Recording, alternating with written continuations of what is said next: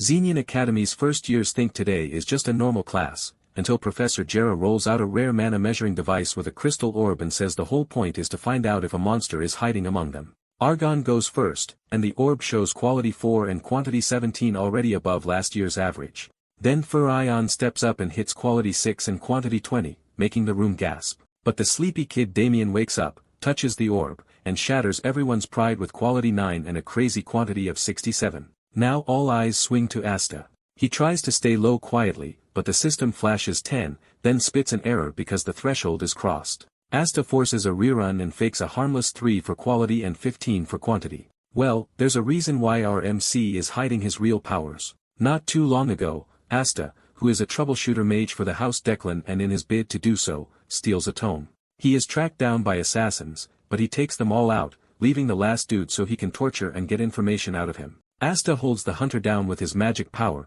asking him how to use the important tome, but the dude reveals that he doesn't know. Asta starts to realize that Declan himself doesn't know the worth of the tome because if he did, he wouldn't bury it in some rusty basement. However, they still chased him down for it even though Declan himself doesn't seem to know how to use the tome. The hunter suggests that Asta hand over the tome so he can help him beg for mercy with the head of the house. Asta refuses the offer and lets the hunter know that he is going to end him.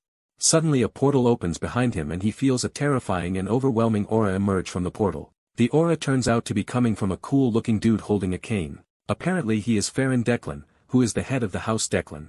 Faren tells Asta that he would like the tome back and after that they can have a quick chat. Asta is overwhelmed by the power standing in front of him. He has been a troubleshooter for over 10 years and half of those years he spent with the Declan house, but this is the first time he will be setting his eyes on the head of the house.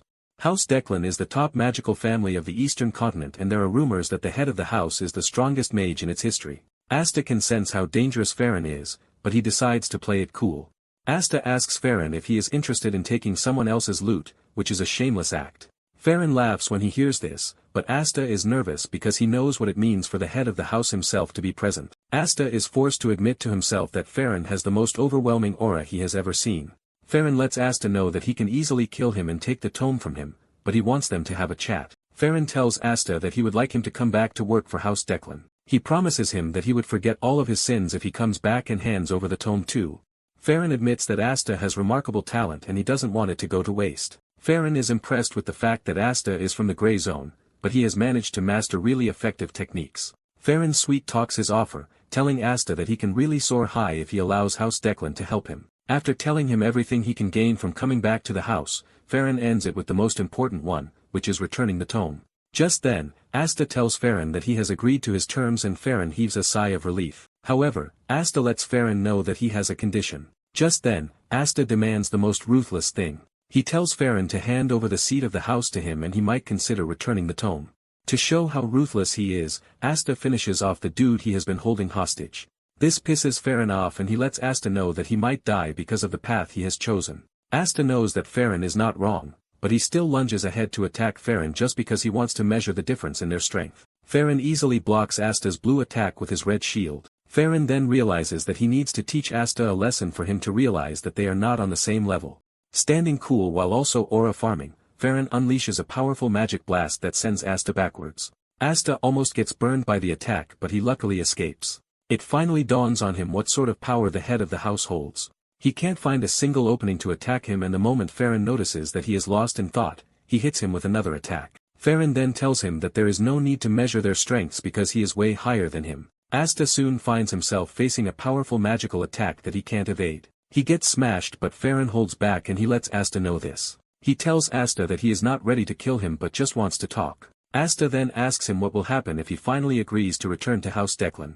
Faren replies that he won't believe him. Asta is glad that Faren knows this and since they are both clear on things, Asta cooks up another magic attack. Asta tells Faren that he is done being a messenger and dog to anyone. Asta puts his all into the magic attack and is burned bright like lightning. He leaps toward Faren and unleashes the attack while telling Faren that he is not ready to back into the kennel. Even Asta's greatest magic attack fails to penetrate Faren's defense and Faren finally prepares to show him what power really looks like. Before Asta knows it, he gets hit with a powerful magic attack that sends him thinking about his past. By the time he opens his eyes, Faren is standing on top of him, looking down on him.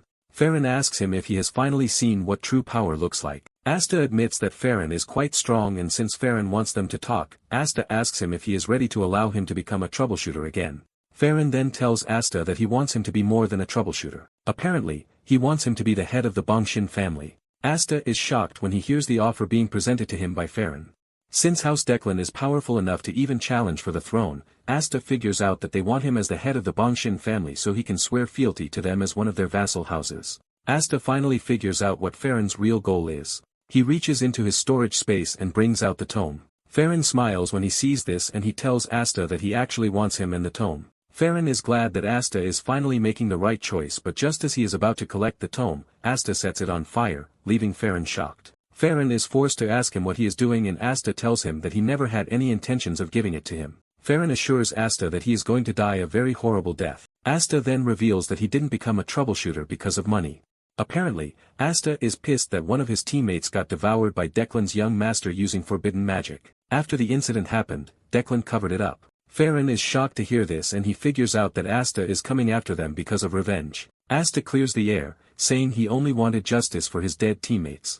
Asta also tells Faren that he considered his recent streak an act of retirement. Asta then reveals that these are his last words. After he is done speaking, Faren sets him on fire, telling Asta to burn and regret his choices. However, Asta screams at Faren while he burns, telling him that he has nothing to regret. Asta was ready to throw it all away as long as he didn't go back to work for House Declan.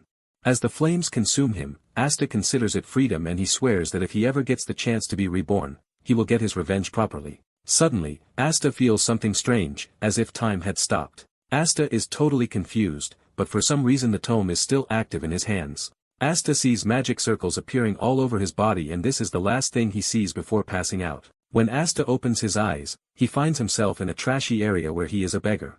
He looks around, and it starts to dawn on him that he has somehow returned to the past. He has gone back to when he was a kid in the gray zone. Asta makes his way to a lake where he looks at his reflection to confirm that he is really the one, but a younger version of himself.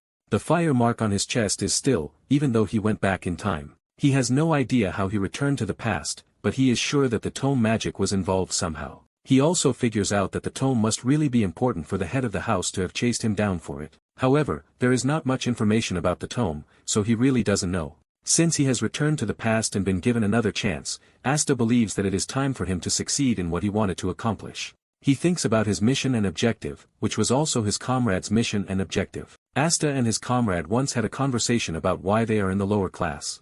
His comrade lets him know that their lives would have been so much better if they were educated. They wouldn't have been slaves to the rich piece of trash who are using them. Because of this, Asta planned to retire so he could build a library. Asta wants to build a library where anyone, regardless of money, status or gender, can freely read books. In fact, he wants to take it up a notch by building a tower. He doesn't necessarily need the tower, but he just wants to build it for the sake of it. In addition, he plans to put the secret technique of the Declan house on the first page of his book, giving even the poorest from the gray zones access to the secret. He is already imagining how dreadful it is going to be, but the only thing left is how he is going to get the manual. He is enjoying his evil plan when a kick suddenly lands on his cheek. He turns around to see an angry dude asking him where he has been. He continues kicking Asta, telling him that he was keeping his seat for him, but he was nowhere to be found. Asta finds it hard to remember the douchebag, who has turned him into a punching bag. Asta is not ready to allow someone to treat him like trash, and he grabs the dude's leg. He tells the dude that he has hit him 7 times, but he plans to pay him back 70 times. Asta punches the dude in the chest, but his body is weak, and he ends up spraining his wrist. Asta is shocked by this, but while he is still dazed about what happened, he gets punched in the face again.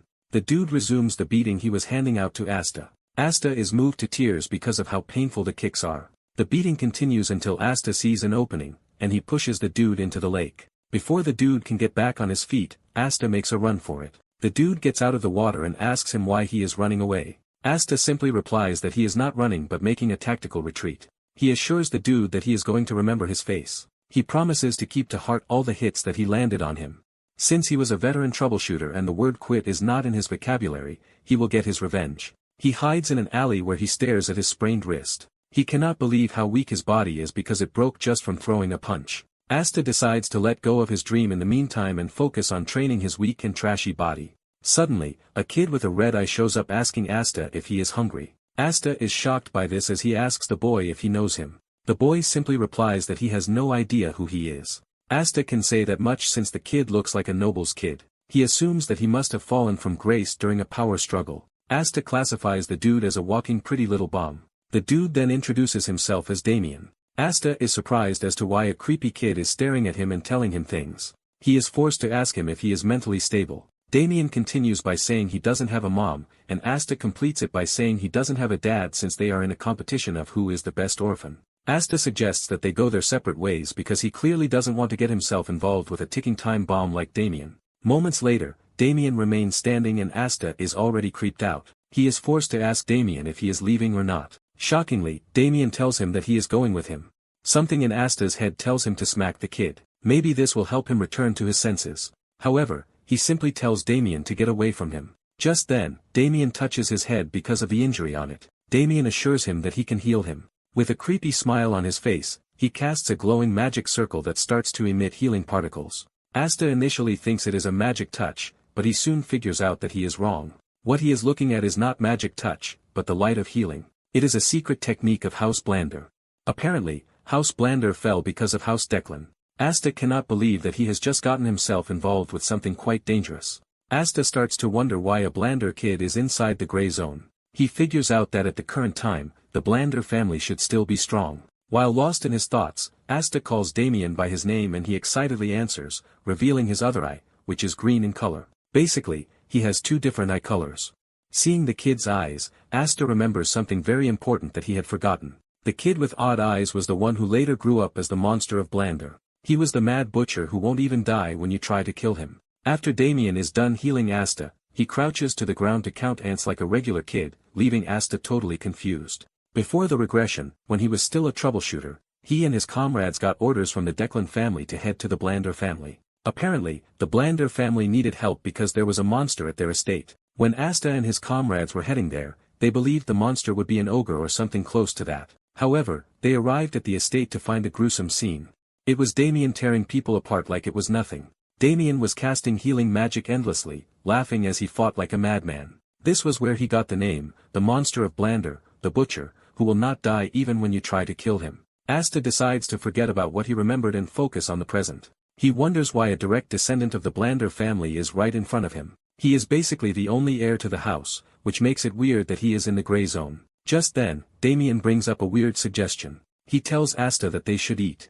Damian says his mother told him that he needs to eat to stay healthy, and he attributes Asta's weakness to the fact that he is not eating. Asta has no choice but to admit that the kid is actually right about what he said. Asta then asks him if he has any money with him. Damian says yes, and he brings out a pouch full of gold coins. Asta's face lights up in excitement when he sees this, and he immediately declares that he and Damian are friends. Damian is shocked by the sudden friendship, but Asta manages to play his way around the kid. He then tells him that friends usually share what they have. Damian falls for his tricks and agrees with him. Asta suggests that they get something to eat, and Damian agrees. After they are done eating, they retire to a shelter. Asta's belly is filled with food, which has never happened before.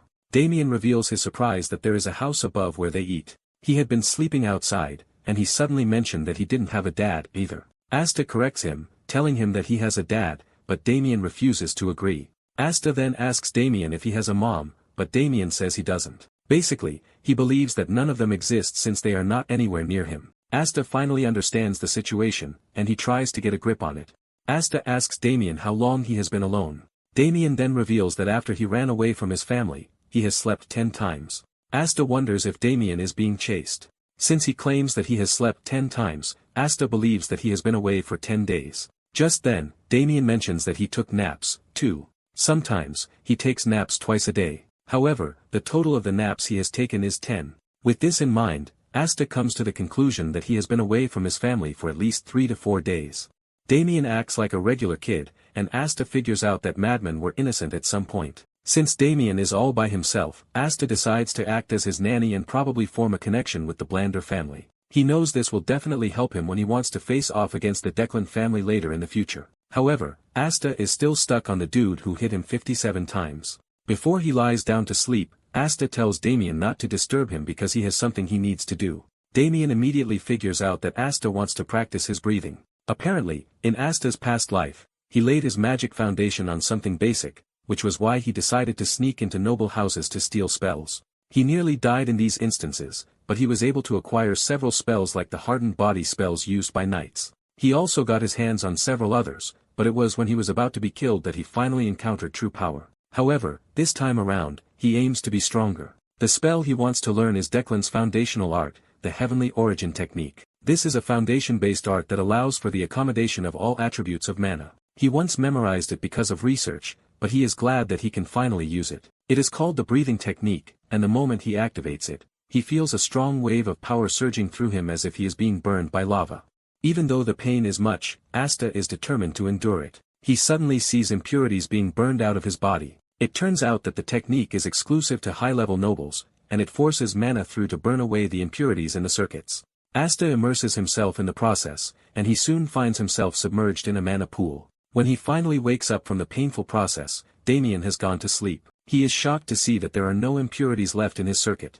In addition to this, his mana has been completely purified, greater than that of his past life. However, he knows that even with this, it still remains an impossibility for him to defeat Declan. Nonetheless, his chances have increased. Asta motivates himself with the fact that he is a troubleshooter who never gives up. Later on, Asta helps Damian change his hair color to brown, and he also changes his clothes to help keep his identity. To top it all off, he gives him a cap to wear. Damian then asks Asta what their next plan is, and Asta replies that they are stepping out to cause chaos. Momentarily, Asta finds the dude who hit him 57 times. The moment the dude spots him, he asks him where he has been, but before he can even get the chance to talk more trash to Asta, he gets punched in the guts. The punch sends a wave of agony through his entire body system, causing him to immediately pass out. Asta is proud of himself that he managed to get the right place. However, Asta is not done with him yet because he plans to hit him 123 times. The rest of the house soon found out about the commotion, and they stepped out to see that their youngest was the cause of the entire thing. Deep down, Asta is already imagining the wild things he wants to do to them. Asta lets off his anger, and he starts beating up the dudes. He pours mana into his fist to make his punches much more painful. Damian stands behind to watch Asta unleash his fury, and he is enjoying every bit of it. Damian makes things worse for the bunch as he starts to heal them so that they can receive more punishment from Asta. The first person he heals is the dude Asta has a beef with. The dude thinks Damian is doing him a favor until Asta grabs him, reminding him of the number of hits he plans to deal to him. After he is tired of beating them with his fists, Asta resorts to the use of canes. He flogs the main dude so hard that his butt starts to ooze off severe heat, but he is still not done with him. He calls on Damian to heal him so he can repeat the process again. To the victim, he is not seeing kids but a bunch of devilish maniacs who are after his precious life. When Asta had had his fill throughout the entire day, he finally decided to stop. To add icing to the cake, he thanks his victims for their help. He has used them as his punching bags, and he feels very fulfilled. He has managed to complete over 100 hits per person, which makes it over 1,000, and he is proud of himself. The leader of the victims politely asks Asta if they can leave, and he says yes. The dude then reminds Asta that he is at his house, subtly telling Asta that he should be the one to get lost. Asta figures this out and stares at him with such a scary aura that it forces the dude and his comrades to retreat into a corner. Just then, Asta gets the sense that someone is approaching them. He can see that the said person is skilled, just like a troubleshooter. This is when it dawns on him that the person might be after Damian.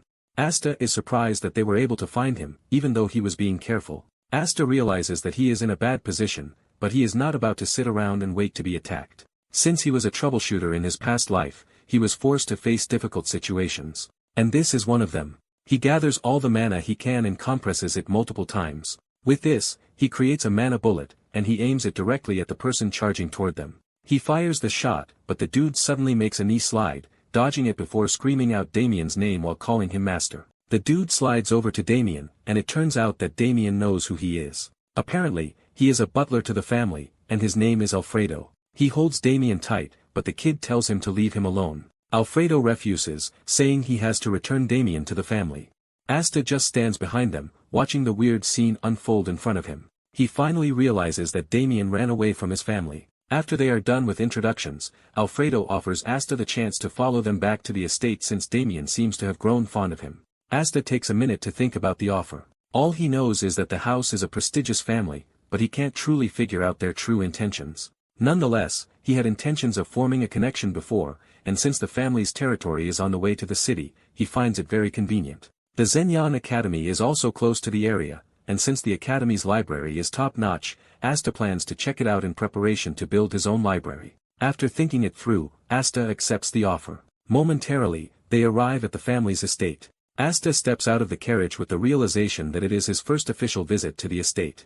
Since it is late already, Alfredo suggests that they get some rest. He tells the maid, Lancy, to take care of the kids. Lancy stares at Damian with very cold eyes, and Damian already figures out that he is done for. Later that night, Alfredo heads to the chambers of the matron, Gammo. Alfredo tells the woman that Damian was in the gray zone and that he just brought him back. Gammo is an impulsive woman, and she unleashes an attack spell out of rage before learning that her son is perfectly fine.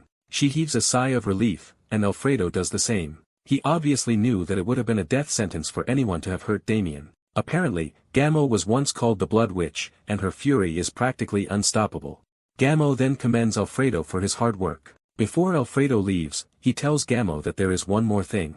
Alfredo tells Gammo that Damian's new friend, Asta, noticed his presence before he even showed himself. In reaction to this, he had already prepared a counterattack. Alfredo reveals that Asta was wielding a mana bullet when they faced off. Gammo is impressed when she hears this, and she admits that it's an incredible talent for someone from the gray zone to have. Because of this, Alfredo tells the matron that he has a favor to ask her. The next day, Asta wakes up to a request from Alfredo, telling him to become his successor. Asta is shocked when he hears this, and Alfredo is relieved that the dude was taken by surprise. He is confident that Asta will jump at the offer because it is a rare opportunity, but Alfredo is stunned when Asta subtly refuses the offer. Alfredo believes that he has gone deaf, and he is not hearing correctly. Even Damian is shocked to see that Asta rejected the offer. Asta admits that the offer is a big one, but he lets Alfredo know that he prefers the way things are. Alfredo immediately figures out that Asta was born in the gray zone, and he learned magic through natural talent, which is why he is so full of himself.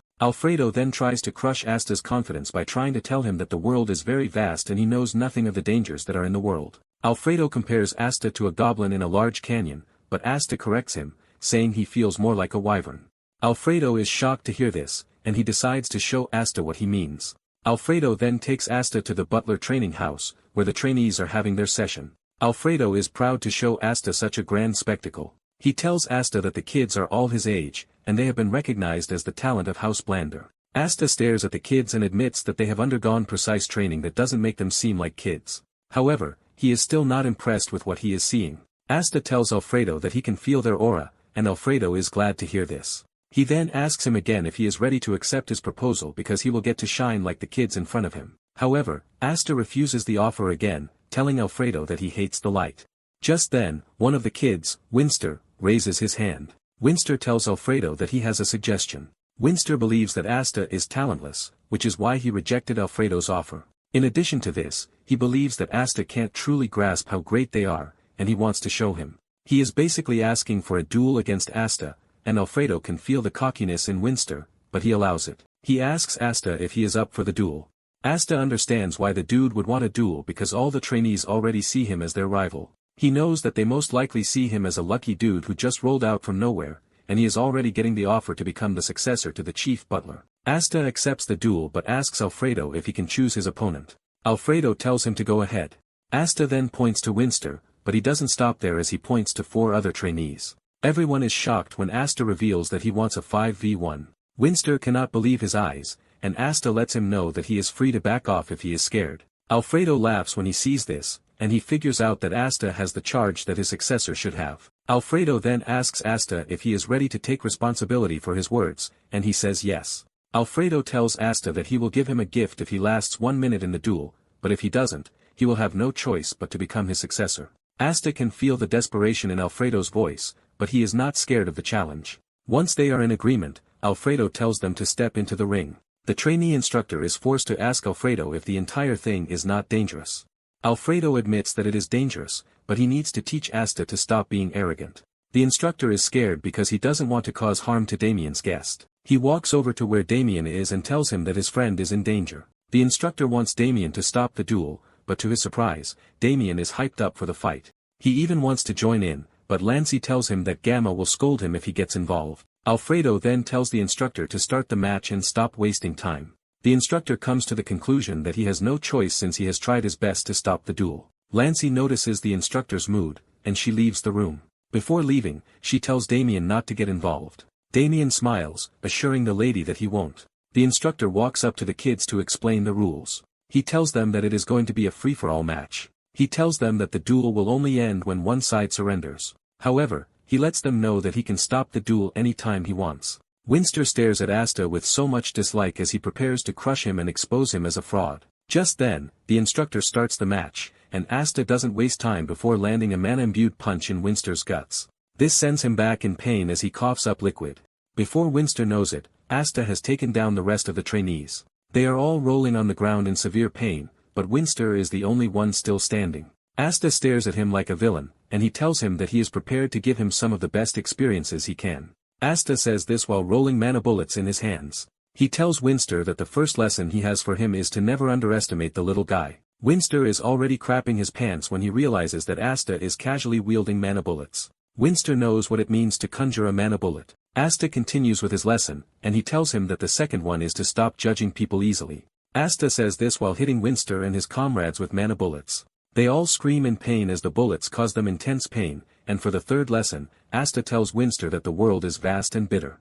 Asta moves closer to Winster and finishes him off with a punch. Asta smiles at the trainees while telling them that he is personally going to teach them the lessons he just mentioned. Winster screams in pain, calling Asta a lunatic. He tells him that he is not using magic against them, but Asta argues that it is magic. Asta continues his lesson by kicking Winster in the head while telling him that he is using physical magic. Everyone in the room is stunned as Asta beats up the trainees like they are nothing. He drags them around like they are his personal puppets. Alfredo is left speechless by the magic bullet he just witnessed from Asta. He wonders just how many times the magic was compressed. Because of how powerful the bullets are, Alfredo figures out that they were compressed at least 4 or 5 times. This is when it dawns on him that if he had been hit by the mana bullets back then, it might have caused him serious damage. He figures out that Asta has complete control over his innate mana, and in addition to this, he is pretty good at beating people up. At the back, Damian is busy healing them up so that Asta can have more fun dealing with them. Suddenly, Lancy enters the room with Gammo. She immediately summons Alfredo, and when the instructor realizes that the matron is present, he heaves a sigh of relief that they are finally saved. Gammo asks Alfredo what is going on, and he confesses that he was simply running a test. Gammo cannot believe that Alfredo considers what she is staring at a test. Asta is basically trashing the trainees while Damian provides support from behind. Gammo then orders Alfredo to gather the trainees and tell them to withdraw. In addition, she tells Damian and Asta to head to their rooms. Just then, she walks up to the instructor and tells him that he is fired, shocking the dude. Later that night, Gammo tells Alfredo that he went too far, even though his intentions were pure. Alfredo admits his mistake and lets Gammo know that he is willing to accept his punishment. Gammo then asks Alfredo if Asta got help from Damian during the duel, and he says no. Alfredo says Asta is just so good at hitting people. Alfredo then continues by telling Gammo that Asta used the magic bullet again. However, he compressed it multiple times to increase the power. When Gammo hears this, she realizes that Asta has good control over his mana. Gammo might not have seen it, but she got there to see Asta beating up 5 trainees at once like it was nothing. Gammo also realizes that handling a magic bullet is difficult even for a high-level mage. Gammo then asks Alfredo about the successor proposal, but he lets the matron know that Asta rejected it without thinking twice. Gammo realizes that she needs to make a re-evaluation of the kid. She tells Alfredo to bring Asta to her. Momentarily, Asta meets with Gammo, but Damian is also in the room munching on cookies like a regular spoiled brat. Before Gammo starts saying anything, she puts a box on the table for Asta. Asta is surprised to see this, and Gammo reminds him that Alfredo promised him a gift. Asta is even more surprised that the gift is being prepared by Gammo. She tells him to open the box, and when he does, he is shocked to see that it contains a high-grade item. Asta is surprised because even in the Blander family, only recruits to the top 5 mage divisions receive it. Without a doubt, Asta suspects that there is something more attached to the gift. As if Gammo can read his mind, she tells him that he is free to take the gift without worry. Gammo mentions that Asta helped her son in the gray zone, and it also serves as an apology for what happened earlier in the day. Asta is not ready to fall into any trap, and he asks Gammo if he will be mandated to join Blander if he consumes the item, but she says no. He then asks if the item contains poison, but her answer remains the same. Asta is shocked to learn that there are no conditions attached to consuming the item. Asta then thanks the lady for the gift. After this, Gammo then mentions that she has a proposal. The moment Asta hears this, he realizes that he was right. Gammo reveals her plan to arrange admission for Asta at the academy so he can attend with Damian.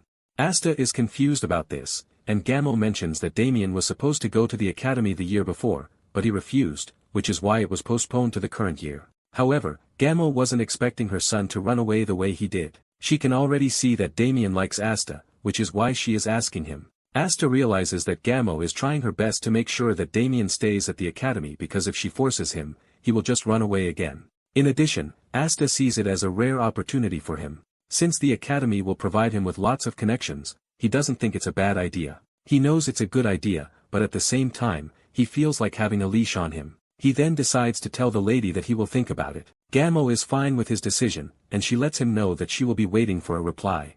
She then asks Asta why he rejected the offer to become Alfredo's successor. Asta senses that Alfredo is eavesdropping and decides to hurt his ego. He simply tells the lady that his knees are precious to him, basically saying he doesn't like bowing to people. This straight up hit the butler, who is hiding and hearing the conversation at the door. When Asta returns to his room, he consumes the item and he is impressed by the changes it is making to his body. His mana has increased a whole lot just from a 10% absorption. His physique is also changing to that of a flameborn. Asta is more impressed with the fact that absorbing the item doesn't cause any impurity in his body. And about the academy, he has already thought about it, and he has an answer already. He knows that enrolling in the academy will quickly give him the chance to meet a sponsor. There are loads of advantages to joining the academy, but at the same time he feels like he is walking into a trap. Asta then decides to go for a run. He steps outside his room, and just then he hears someone asking him if he is Asta. Asta turns around to look at the guy. He assesses his appearance, which features platinum blonde hair. Since Damian is the direct descendant, Asta believes that the dude is a relative. Asta decides to lie, telling the dude that he is not the Asta that he seeks. The dude is shocked to hear this, since the appearance of the person standing in front of him matches what he was told. Asta backs up his lie by telling the dude that the hair on his head can change due to light, meaning there is a whole lot that might be different. The dude then assumes that he has the wrong person and turns around to leave, while apologizing for the misunderstanding. Just then, Alfredo rushes over and he mentions Asta's name at the wrong time. He is there to talk about the whole butler thing again, but Alfredo mentioning his name has already given off his identity to the strange dude who was already leaving. The dude immediately turns around, saying he was right because Asta has an unpleasant face. Asta no longer has a way to cover up for the lie, and he admits that he is the Asta he was looking for. This pisses the dude off, but when he realizes that Alfredo is there, he decides to back off. However, he tells Asta to come to the mage hall later in the day so he can beat him up and teach him some manners. After the dude is gone, Alfredo asks Asta if something is wrong, but he says no. Deep down, Asta was already looking for someone to vent his anger on, and he sees the dude as the perfect test subject. Asta plans to head to the mage's hall later and beat him up. Asta then asks Alfredo if it is possible for him to see Gamo at that moment. Asta is then taken to Gamo's office. Gamo is shocked that Asta requested a meeting so early in the morning. She asks Asta if he has made up his mind concerning their conversation, and he says yes. Surprisingly, he lets Gamo know that he plans to enroll in the academy just like they offered. Gamo is surprised to hear this, but at the same time she is relieved. Gamo then tells Asta that they are going to prepare everything very soon. With this, Asta leaves the room and Alfredo enters. He asks Gamo about Asta, and she assures him that he has accepted the offer. Alfredo is glad to hear this as he celebrates the win. Apparently, they plan to cover Asta's fee for the first semester, but the next semester, Asta will have difficulties paying his tuition. He believes that Asta will get more anxious because he would like to learn more. Alfredo plans to come into the equation and lend a helping hand. Gamo is forced to call Alfredo to order, telling him that he is too loud. Alfredo apologizes and heads to the kitchen since it's almost time for breakfast. After he is gone, Gamo understands why Alfredo is happy. He knows he has finally gotten a chance to make Asta his successor, but at the same time, Gamo thinks it's a sloppy plan. However, Alfredo seems to be very confident in the plan because the former head butler used the same trick on him. Asta then decides to head to the mage hall, where the jerk from earlier told him to come. Asta opens the door to see a mage with his face covered under the hood, asking him why he has come. Since Asta doesn't know the name of the brat from before, he starts to stutter. Suddenly, the mage becomes all lively, telling Asta that he has been waiting for him to come. He asks Asta to follow him, and he takes him to another room. He urges him to enter, but mind his head. Asta enters the room, and he is hit with several notes flying around. It dawns on him why the mage was telling him to mind his head. He soon comes across a dude who introduces himself as Benji von Blonder. He asks Asta if he has come to see his little brother, but Asta is genuinely confused by the question. He wonders if the brat from earlier is his brother. Apparently, there is one thing that Asta knows about mages from his past life. There is a common characteristic among the mages. They initially get hit with disheveled hair, and they eventually pull it out, which stops the hair from growing. Basically, Asta has divided it into 3 stages. The first stage is for the mages to deny that their hair is coming off and wear their robes over it. The second stage is to just give up and reveal their bald head. And then the third stage is where they just accept reality and go totally bald by shaving their heads. However, the fourth stage is where they conduct research on how to make the impossible become possible. They will always try to make magic to make their hair grow, but no one has ever succeeded with this. However, all of these characteristics don't seem to be happening to Wenji, who is comfortably standing in front of him. Before anything, Wenji apologizes for the behavior of his younger brother. Asta then asks Wenji if he is working at an academy. Wenji reveals that he is currently serving as the vice dean. He then serves Asta a drink. Asta is impressed that someone like Wenji is already a vice dean at a certain academy. He is pretty sure that Wenji is quite skilled because he can't get the position just because of his family's name. Wenji teases Asta, saying he is quite different. Wenji then reveals that he is aware of the fact that he has been encouraged to enroll in the Zenian Academy, which is a pretty big deal. Wenji congratulates Asta and says it is a good opportunity for him to learn. Wenji mentions that he is also a graduate of the academy and he is from the 145th class. Asta is unimpressed because he never asked the dude for the details that he is willingly handing out to him. Wenji notices this and quickly apologizes, claiming that he was just excited, which is why he is saying trash. Wenji then suggests that they get to the main point of everything, but before then, Wenji tells Asta that there is one thing he would like to confirm. Wenji asks him if he would be willing to risk his life for a friend. Asta is utterly confused by the question. Wenji reveals that the whole thing concerns the reputation of the Blonder family. He reaches into his storage space and brings out a book. Asta's face lights up in shock when he sees the book. Wenji lets him know that he will be willing to give him the tome if he can risk his life. The book is basically the secret of the Blonder family, the healing light. Meanwhile, Gaimov is tending to her garden and she thinks about Damian's move to the academy. She is glad that everything was handled without stress.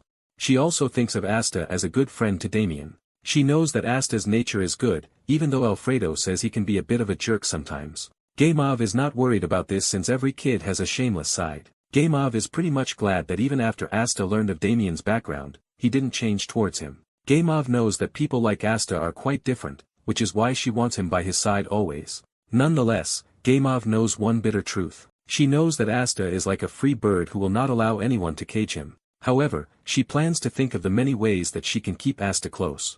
Because of her son Damian, she wants to do everything in her power to keep Asta close. Back in the Mage Hall, Asta wonders why Wenji is offering him the secret technique of the family. He tries to assess the situation to see if it is a trap. On the other hand, Wenji is also trying to read Asta's emotions, but he can't because he is not letting off any. He compares him to someone who is under a mask, who can't know his true identity. Wenji then tells Asta to think his answer through before giving it, and not to be blinded by the reward in front of him. Asta then tells Wenji that he will give him his answer. Asta basically tells Wenji that if his request is something he can do, he will do it, and if not, he doesn't have to. Wenji then tells Asta that just by hearing his proposal, his life might be at risk. In addition, if he hears the proposal and refuses, Wenji says he might just have to kill him. With no fear in his voice or expression, Asta tells Wenji that he is free to kill him since they are destined to live once. Although this is Asta's second chance at life. After hearing this, Wenji unleashes his scary aura to intimidate Asta, but he remains unshaken. When Wenji realizes that the dude doesn't scare easily, he smiles, telling Asta that he passed the test. He lets Asta know that he needs someone he can trust, but it can't be from inside his family. Wenji says a bunch of gibberish before revealing his true intentions. He lets Asta know that his situation is not a power struggle within the family. He says the family is very close, but it seems that he is under close surveillance by the Declan family. Asta is surprised to hear this, and he asks Wenji why the Declan family is surveilling him. Since Asta has already said he doesn't care if he dies, Wenji reveals his true dilemma. It turns out that he is researching the Declan family's origins magic, and he might have come across a breakthrough. Apparently, he was able to obtain the Declan family's heavenly origins magic, which is exclusive to them. Asta hears this, and he immediately becomes very concerned. He realizes that he is sitting in front of a dead man, more or less. He then asks Wenji if he is researching to destroy it. This is when Wenji reveals that he actually found a way to improve the Declan family's secret art and turn it into perfection itself. Asta hears this and immediately concludes that he is sitting in front of an extremely crazy person who has no regard for his life. Wenji claims that he couldn't resist the urge to carry out the research, which is why he did. Asta sees Wenji as a complete lunatic, but at the same time, he realizes that the timing matches perfectly. In his past life, when Declan wiped out the Blander family, Wenji was busy carrying out his research on the new 10,000 circle. This was why Declan didn't mind attacking the Blander family just to wipe them out, because he saw the possibility of what the 10,000 circle could do. It starts to dawn on him that Declan might have adopted the power, which was why he was insanely strong. Wenji then asks Asta if he is available to help since he is willing to take his research up a notch. Asta then asks Wenji why he came to him for the mission. Wenji reveals that he wasn't able to report the research to his family since he feels like there is a mole somewhere, but he can't seem to find them. Asta then says it might be a secretary, but Wenji disagrees with him, telling him that the problem is probably related to the acquisition route. Wenji then reveals that the moment he realized that he had been found out, he took some steps. Asta then asks him why he wouldn't just side with Declan, since it seems like the better option, and they are definitely going to welcome him. Wenji lets Asta know that he has his personal reason for not going to them. Since Asta is not tied to the Blander family, Wenji sees him as the perfect person to help him out. Wenji then reveals that it is a joint research project, but he currently can't make progress. Wenji assures Asta that he is going to reward him properly. Wenji wants him to deliver the thesis to Professor Faren of Xenian Academy. As a reward, he's going to give him the healing light spell. Asta senses an opportunity and decides to take it. He tells Wenji that he has a better deal for them. Asta says he would like to take the healing light spell as compensation, and also the 1,000 circle once Wenji has completed it. Asta is riding on the double or nothing boat.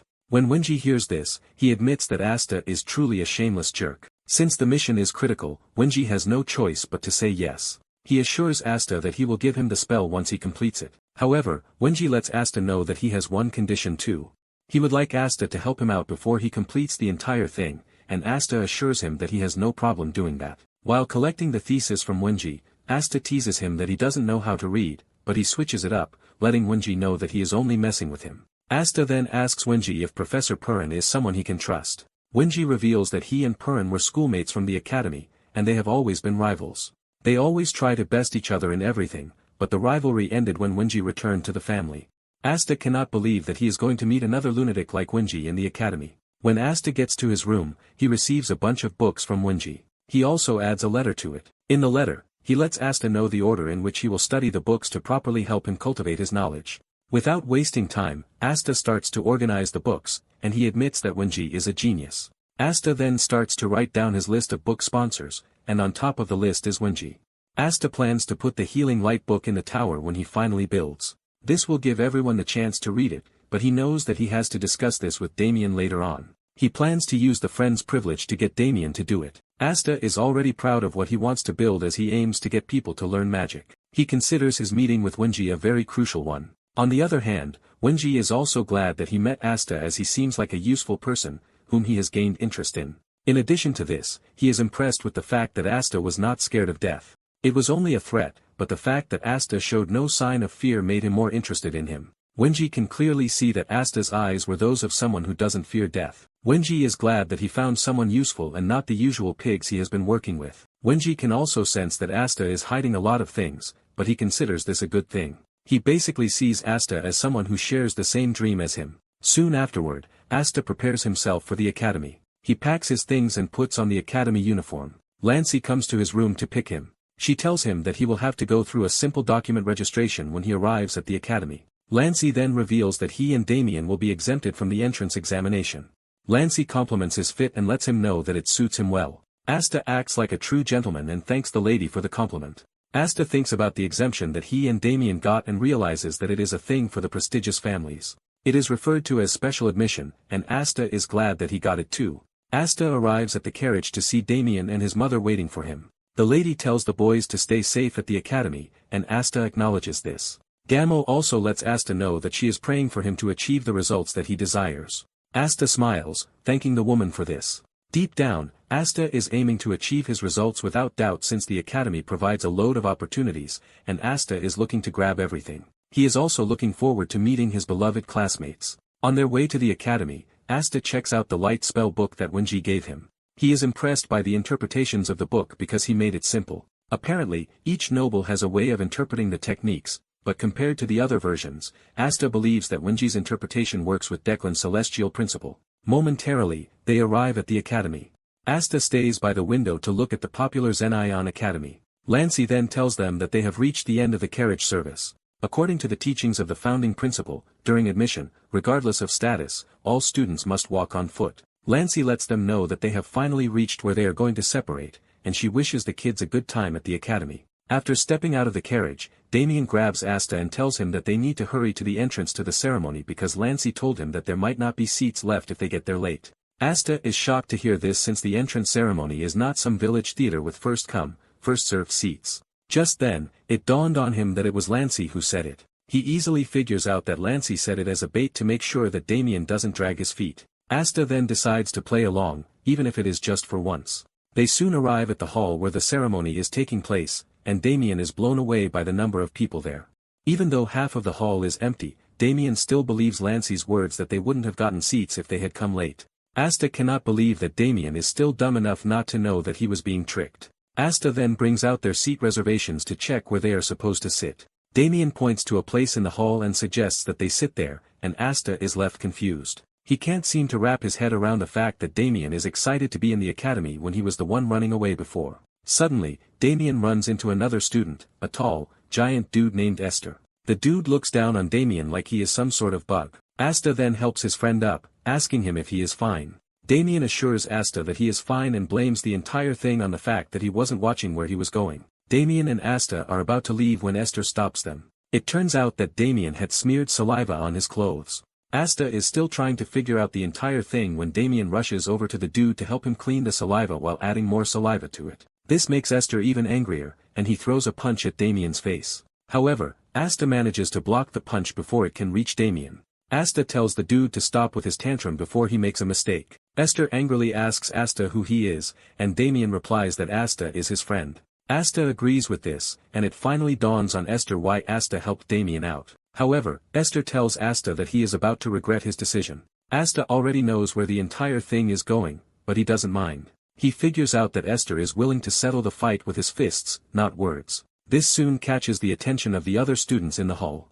Apparently, Esther is the direct descendant of the Delambo family. The students who are watching are already making bets on who will win the fight. Most of them believe that Esther will come out victorious in the fight. On the other hand, another student wants them to stop the trio from fighting each other before things get really worse. He believes that they can't fight properly with the entire room crowded, but another student immediately creates a barrier around the trio so that they can fight to their heart's content. Most of the students start cheering for Esther, telling him that they are rooting for him to win. Meanwhile, there is a creepy student in the distance who is not involved in the fight, but he is smiling as if he knows what is about to happen. Once they are in the barrier, Esther introduces himself and demands that Asta do the same. Asta simply replies that he was not born of nobility like Esther. He wants Esther to think of him as a random guy who is just passing through. Esther then tells Asta that he will allow him to take the first strike since he is a mage. Asta laughs when he hears this and he teases Esther. This is enough to force Esther to come charging at him like a maniac. Asta then reminds the dude that he is about to fight two people. Asta dodges the guy's punch before delivering a painful hit to his face to send him backward. Esther cannot believe that he just got punched by an academy student because of the weight that came with the punch.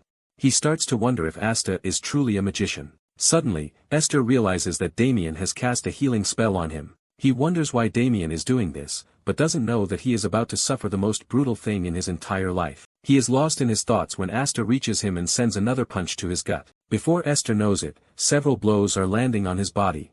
He finally figures out what the two are doing. One of them beats him up while the other heals him. He is forced to admit that he has found himself going up against some crazy dudes. Esther suddenly realizes that he might actually be scared. However, the other students who are watching start to cheer him up. They tell him not to hold back since he is the hope of warriors. With the motivations coming in, Esther finally pulls himself together. He unleashes his fury as he calls Asta a mere magician. He angrily swings his arm, but Asta dodges the first swing. Asta commends him for trying, but Esther angrily screams at Asta not to underestimate him. Without holding back, Esther swings his right arm, catching Asta. Asta is thrown backwards while the students scream in joy because Esther is finally in the fight. However, Esther doesn't seem proud of himself. He knows that he landed the hit on Asta, but the impact feels very light. Asta manages to rotate his body acrobatically to land on his feet. Esther is stunned to see this, but he puts aside his shock and rushes toward Asta again. Asta turns around to see that Damian is still casting healing magic on Esther. With this, he knows it is going to be hard to finish him off, so he has to take him out with just a single hit. To do this, Asta taps into a technique that he and his comrades developed in his past life. From the collision of magical particles, Asta can extract energy. The technique uses magic, but it doesn't fall under the magic or even martial arts category. It is a purely technical application of magical properties. Once Asta is done cooking his move, he allows Esther to get very close to him before hitting him with it. This leaves a massive shock wave that almost blinds the spectators and even destroys the barrier. Everyone is left questioning what they just witnessed from Asta. Suddenly, Esther crashes to the ground and passes out. This leaves everyone in shock as they cannot believe that the mighty Esther just fell to one single punch. Asta raises his hand like a proper warrior just so he can aura farm, and the rest of the students start to cheer him on. They start to wonder if Asta is truly a magician because of the way he handled the fight. Damian is also excited that they won the fight, and Asta pats him on the head. The dude from earlier, who is watching from a distance, smiles as he stares at Asta. Just then, one of the teachers arrives on the scene to try and calm the situation. He cannot believe that the students are already fighting on their very first day at the school. He starts asking who the perpetrators are, but the students enjoy the fight and no one is ready to snitch. On the other hand, Asta is already planning their escape from the vicinity, but Damian ruins everything with his psychopathic behavior. He screams to get the teacher's attention and tell him that he and Asta were the ones who caused trouble. Asta closes his eyes in disappointment and frustration as the teacher walks up to them. Meanwhile, the giant Esther is out cold on the floor. The two boys are then called to the teacher's office where they are scolded for fighting. However, the teacher lets it slide since Damian confessed to the fight without stress. In addition, Esther didn't suffer too much injury after examining him. After this, the two head back to the hall and are lucky that the ceremony hasn't started yet. As they walk through the hall, everyone stares at them because of their latest stunt. They can't believe that Asta was able to defeat a martial artist even though he looks frail. While Asta is maintaining his aura, Damian is waving at the students like he was a proper celebrity. Asta cannot believe that he has managed to draw unwanted attention to himself and he just wishes Damian would stop waving his hands like a damn moron. After searching through the hall, they finally locate their seats. Not long after this, the headmaster, a short white-haired old man, climbs the stage to address the students. Minutes later, the headmaster is still addressing them without any sign of weakness coming from him and this leaves Asta impressed. Damian, on the other hand, is sleeping and even drooling all over the place. Asta is forced to pull the guy up before he floods everywhere with his saliva. The headmaster is just getting into his speech when someone comes over to tell him that something important has come up and his attention is needed. He wants to ignore this, but when he hears what it is about, he has no choice but to end his speech and hand over the podium to someone else. Just then, a bright-haired lady steps up to the podium to speak and her scream sends shivers down everyone's spine. Even Damian, who was deep asleep, woke up from the woman's thunderous voice. The lady introduces herself as Jara and she lets them know that she will be the one to continue from where the headmaster stopped. Jara suggests that they begin with the freshman oath and the first person she calls forward is the representative of the magic division, Dahlia de Denei. Some students are shocked when they hear this name because they didn't expect the Denei family to take the entrance exam. Some believe that her skills are not good enough, which is why she is forced to do so while some defend her, saying there is no way her skills are lacking because her family would not have allowed her to take the exam. Asta, on the other hand, knows who Dahlia really is. Apparently the Denei family is the second most renowned house after the Declan family. Dahlia grew up to become the future representative mage of the ever second-ranked Denei. Asta admits that she was quite capable because he got some help from her. However, they really don't get along well, which is why many call them bad friends. Asta smiles after hearing this and expresses his happiness that Dahlia joined the class that very year. Once Dahlia climbs the stage, Jara calls on the martial arts division representative, Paul. With no other name announced, Asta believes that the dude is not from a noble house. In addition to this, Asta doesn't think the extra dude comes from a prestigious family either. Once the two are done taking their oath, they start returning to their seats. Jara then reveals that she will be introducing the professors who will be teaching the class. She urges the professors to come forward one by one. As Dahlia walks down the stairs, she looks directly at where Asta is sitting, shocking him because the girl looks like she is making eye contact with him. Suddenly, Dahlia misses her step, causing her to fall off the stairs, ultimately embarrassing herself. Just then, Professor Faren of the Basic Principles of Mythology shows up on stage. Asta realizes that he is quite different from Wenji, but he decides to wait a bit longer before he makes his conclusion. After the ceremony, Jara tells the students to follow their attendants to their assigned dormitory.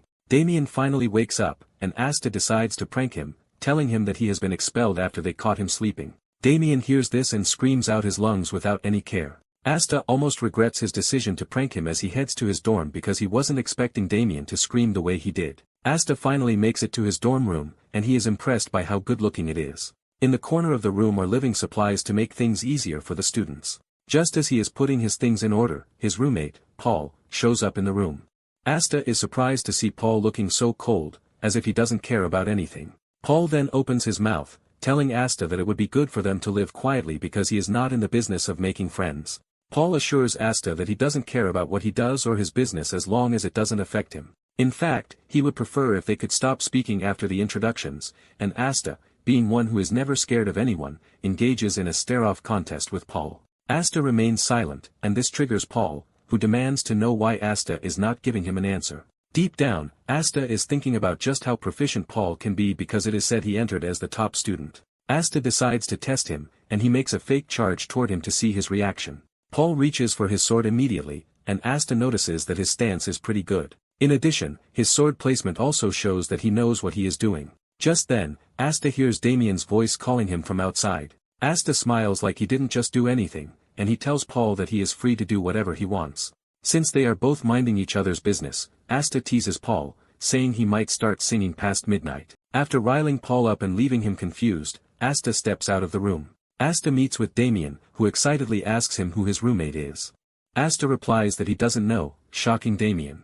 Damian decides not to push this further and suggests that they tour the academy, since there is a lot for them to see. Damian wants them to check out everything on the very first day. Apparently the academy is vast, which is why the students are advised to get used to the layout so that they don't get lost during their stay in the academy.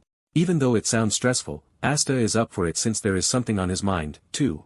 Asta wants to know just how many troubleshooters are in the academy. With this, the two start parading the academy. They soon find a lake, and Damian expresses his disbelief just as always. Asta figures out that Lancey was stuck with Damian because he was always acting like a freaking baby. Tired of hearing him complain, Asta tells Damian to tell his family to make him a lake, since their estate lacks one.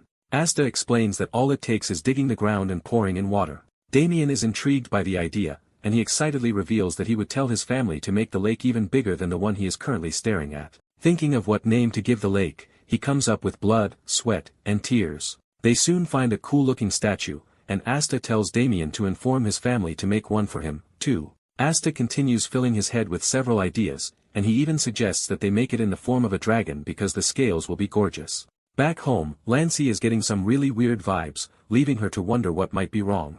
After walking for quite some time, Asta suggests that they head back to the dorms, and Damian agrees. While they were sightseeing, Asta counted 7 troubleshooters.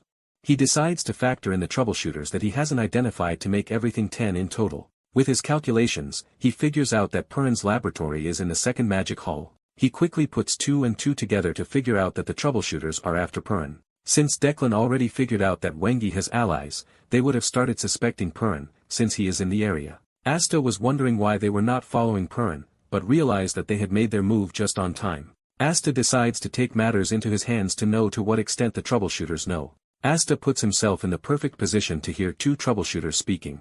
Troubleshooter 1 tells 2 that the headquarters has issued an emergency directive, and they are to gather at the target's nest. Troubleshooter 2 asks if their target is the main or the sub, and 1 tells him that they are going after the sub.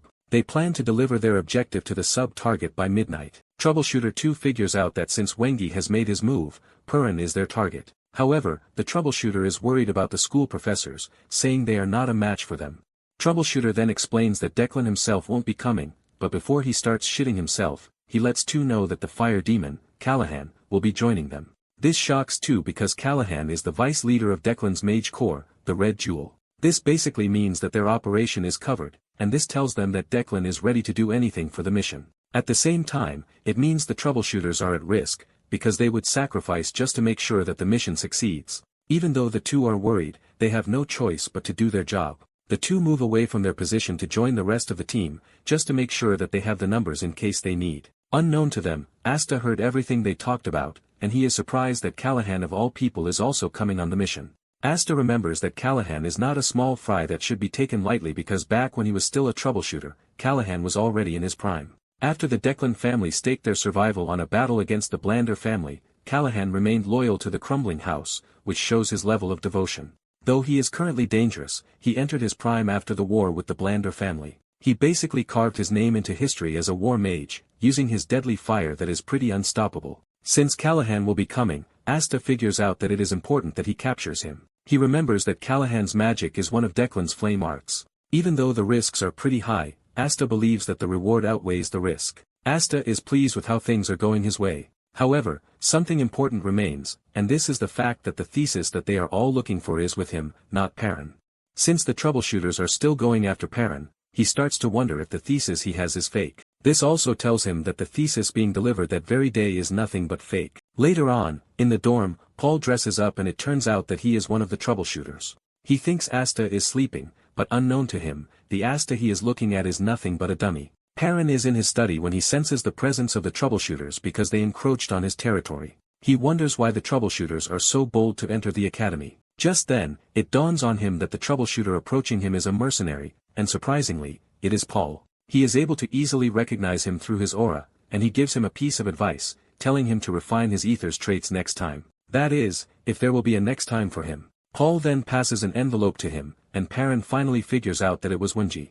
He wonders what sort of trick Wenji is playing, the different types of tricks that he is currently employing. Suddenly, the door explodes, and Callahan strolls into the office, leaving fear on Paul's face while Faren remains calm. Paul is terrified of him and this simply means that he is aware of what he can do. Callahan then turns to Faren, asking him if he has heard of him too, but Faren coldly says no. Faren finally gets off his chair, telling Callahan to get to the point. This pisses Callahan off, but before he loses his cool, he admits that this is the first time he has been treated badly. Callahan decides to lay out his terms and the first thing he says is that he wants Paul dead. He then turns to Faren, saying he would basically leave him with one arm and one eye. Callahan shoots a fireball at Faren, but he blocks with a counter, ice power. This leaves a huge wave of explosion that rocks the building. Faren then turns to Paul, telling him that he is responsible for his own life because he is basically seeing him as a mercenary, not a student at the moment. Paul has no issue doing this and he whips out his sword to defend himself. Faren figures out that the Declan troubleshooters must have cast a blackout spell,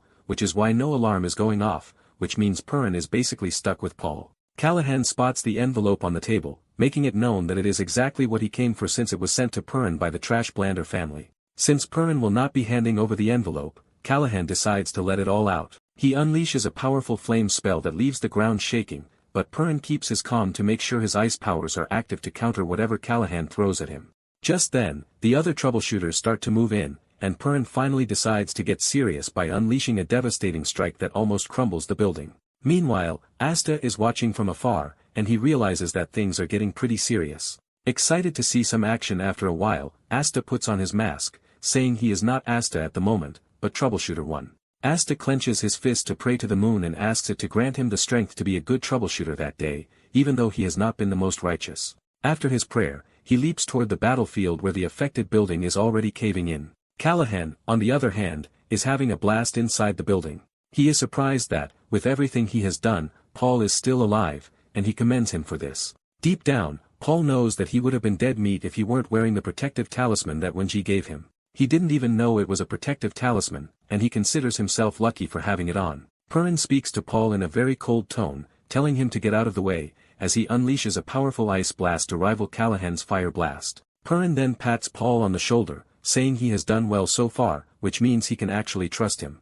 Faren then displays one of his powerful traits by infusing Paul's sword with ether, shocking Paul. Faren asks him if he can continue blocking incoming attacks, and Paul says yes, as long as he needs him to. Paul figures out that they are already past the point of retreat, and if he can't hold out, he is dead for sure. Callahan is impressed by their sudden pairing because a mage and a guard are just what he needed to fight. Callahan then unleashes another fireball, and this time around, Paul's sword fails him. He gets smashed into the wall, and Faren figures out that, with Paul out of the picture, he has no choice but to get really serious. Apparently, when the amount of mana present in nature is limited, and two authoritative beings issue orders at the same time, a struggle for control begins between the said entities. Faren wants to see just how much damage Callahan can take from him. Since Faren is requesting a duel, Callahan is more than happy to indulge him. The two unleash their power to hit each other, and the building suffers the most damage. It crumbles, and Paul falls off after losing his balance. As he falls down, all he can see is two monsters going up against each other without holding anything back. Paul ends up crashing to the floor, wondering why he joined the fight in the first place when he is nowhere near their power level. Meanwhile, the troubleshooters from afar are totally blown away by the level of destruction that the two are creating. Without thinking twice, they figure out that they are going to be crushed if they try to interfere. Just when they think they are safe, Asta shows up from behind, taking them out, further causing a state of panic among them. After taking out whatever troubleshooters might get in his way, Asta heads to the fight scene. His arrival catches the attention of the two, leaving them questioning just which side he is on. With blinding speed, Asta reaches Callahan and grabs him by the neck, telling him that he has reached where he is going to die. Scared, Callahan frantically unleashes a fire blast, but this in turn makes him suffer a mana backlash. Callahan coughs up blood, and to his surprise, Asta is unhurt. In fact, he is already dashing toward him. At the same time, the troubleshooters are moving in. Callahan figures out that he has to suppress the mana backlash if he is going to have a chance. Callahan whips out a potion and consumes it, while wondering where on earth someone as strong as Asta popped out from. The troubleshooters try taking Asta down, but he easily blocks their attack while sending them off with a counterattack. Callahan sees this, and he is stunned. Before he knows it, he realizes that he is actually getting impressed because Asta is moving with so much precision and extreme efficiency. Even though he is impressed, Callahan is already pissed, and he declares that he is going to kill Asta. He angrily creates a bunch of magic circles so he can unleash an even more powerful fire blast from them. The fire power is so much that Callahan fries his own people with it, leaving Asta totally blown away. With the thick smoke that follows his last attack, Callahan wonders if he managed to catch Asta. He knows some of his allies suffered from the attack, but he really doesn't care. He is focused on completing the mission, not minding whoever dies in the process. After staying on his guard for a few seconds and not seeing anything, he assumes that Asta is dead. He starts smiling, believing that he went overboard without reason. He figures out that he is going to get the upper hand against Faren if he manages to join hands with the other troubleshooters. Suddenly, his blood runs cold when he hears Asta's voice in the distance, asking him if he has done his best with his last attack. Asta says he knows the kind of person Callahan is, which is why he was able to quickly figure out that he would sacrifice some of his men if it meant getting rid of him, too. Standing above, Asta aims his magic circle at him, telling him that he is about to die because of his actions. Asta unleashes his mono bullet, and with no way to dodge it, Callahan watches the attack come straight at him. The mono bullet hits Callahan straight in the head, piercing his head like a large caliber bullet. After successfully taking Callahan out, Asta admits that he was quite impressive because any other mage would have died from the first surprise attack. He confesses that Callahan's attacks were as deadly as ever, but his last attack actually worked in his favor. Asta knows that he would definitely have lost if Callahan had teamed up with the troubleshooters to engage him in a war of attrition. Even though he is getting deadlier, Asta's mana reserve is pretty low, which is not impressive to say the least. Asta then walks up to Callahan's body to search it. He runs into luck and finds his grimoire, which is what he was looking for. Apparently most battle mages don't trust anyone, which is why they carry their grimoires themselves. Even though the spatial pouch has a built-in owner recognition spell, Asta is not worried because he can figure out a way to undo the spell later. Just then, Faren shows up, and Asta tells him that he is late to the party. Faren reveals that he was taking care of the little fries that remained. Faren then asks Asta if he is one of those who are after him, but Asta urges him to use his brain because he just killed one of Declan's men and this should tell him where he stands. Upon hearing this, Faren figures out that Wenji was the one who sent Asta, and he finally lets his guard down. However, Faren is confused as to why Paul approached him. He wonders if Wenji is splitting the research into 2 papers, which is why he required 2 envoys. Asta then mentions that the one with Paul might be a fake. He believes that Wenji did it to lure Declan's men into the open, just like a fisherman reeling in fish. Asta says Wenji might be trying to tighten the security in the region, while also making sure that Declan's influence in the area is reduced to a bare minimum. Deep down, Asta believes that something is off because even though a blackout spell was used, the fight was still insane, and the Imperial Knight should have shown up. This can only mean one thing, and this is the fact that the Knights have been bribed by Declan too. Faren then asks Asta if he is the courier, and Asta answers his question by pulling out the thesis and handing it over to him. After collecting it, Faren asks Asta if he knows what is inside, and Asta replies that he is not a fool, so he knows. Faren stands cautiously, and Asta assures him that he doesn't mind fighting him, but he should think twice about his decision because his decision will determine if he lives or dies. Faren agrees that Asta makes a good point, and then he asks Asta if there is anything he wants in return. Asta is confused by this, and Faren explains that Wenji only trusts people who are like him. Since he is similar to Wenji, Faren believes that he has to earn his trust by giving him something in return. Asta thinks for a minute before telling Faren what he wants, and he says he wants a book. This sounds confusing to Faren, and Asta explains his plan to build a grand tower. Asta continues by saying he is going to place books that everyone can read inside the tower. He then tells Faren that he would like a book that is written from his perspective on arcane science. Faren is shocked to hear this, but he assures Asta that he will get down to it. After their brief conversation, Asta says it is time for him to go, but Faren asks him how they are supposed to stay in contact.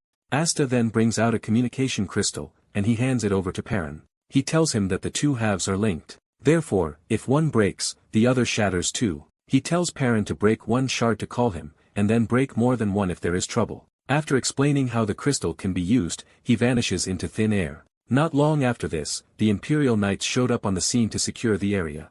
They also evacuated the Academy students in case there is a follow-up attack. In the process, Asta was able to blend in with the students. He meets up with Damian, who asks him where he has been. Asta replies that he was attending to something. Meanwhile, Asta is pretty sure that with the recent event, the Declan family will pull back a bit. While Damian is trying to get him to talk, Asta keeps wondering why his sigil reacted during the battle. He felt power resonate through the barrier when he was blocking Callahan's attack, and this is something that doesn't even react on normal days. However, Asta is thankful because it was the sigil that helped him block Callahan's counterattack. Asta tries to remember what happened, and it finally dawns on him that it is the rejection phenomenon. This is a technique that is often used by mages to prevent the caster from being harmed by their own magic. Asta is so troubled and confused that he didn't know when he spoke out. This catches Damian's attention, and he asks him what he meant by not getting it. Damian demands to know the secret that Asta is hiding. Asta ignores Damian and continues to wonder why the sigil reacted at that particular time, and what could have triggered it. Nonetheless, Asta figures out that he has to conduct more research. He believes that he is going to get some clues in the Academy library. Asta is minding his own business when a student suddenly calls his name from behind, introducing himself as Chinbi. Asta doesn't take the dude seriously until he mentions that Asta is a pretty good fighter. Asta is immediately caught in between killing Chinbi, given that he already knows his identity, or just letting him be. Before Asta can conclude on his decision, Chinbi mentions something that saves his life. He says the fight Asta had with the combat division during the entrance ceremony left an impression on him. Asta finally realizes that he only gained respect from the students, and here he was thinking he had left a bad mark. Asta tries to be modest, telling Chinbi that the dude he fought was lacking in ether, but things would be different if they fought again. Chinbi scratches his head nervously, but he continues following the two, saying he would like to stay with Asta. Chinbi smiles, saying he has not gotten close to anyone yet, and it is weird for him to join other groups. Even though Asta is not entirely comfortable with this, he tells Chinbi to do whatever he wants.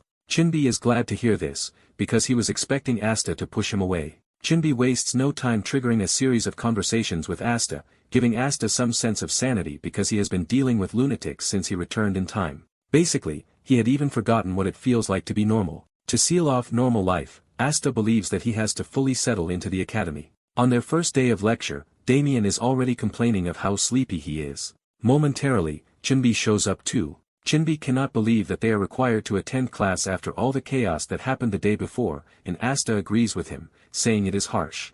With what Asta has put together, he can see that Chinbi is not from a wealthy family, but he doesn't appear to be someone who is timid. In fact, he appears to be the cheerful type.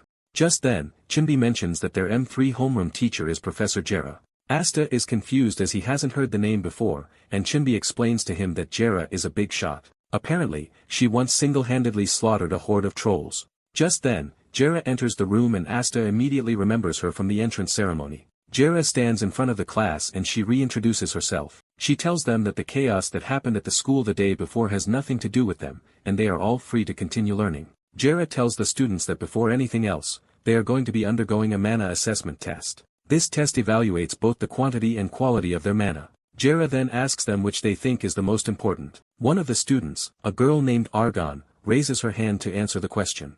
She says there is no definite answer to the question because if one already possesses a certain level of mana, she believes that mana matters more. Jara then demands to know her reason for the answer she went with. She gives an instance, saying that when facing a mage of equal power, the one with superior mana quality would naturally get the advantage. When Asta hears this, he figures out that the girl is basically talking about the textbook answer. With the experience that Asta has, he knows the quality of mana affects the accuracy, stability, and power of spells. Basically having a ton of mana is useless if the mage can't hit their target. Jara appears to be totally disappointed in the answer she got, and it is written all over her face.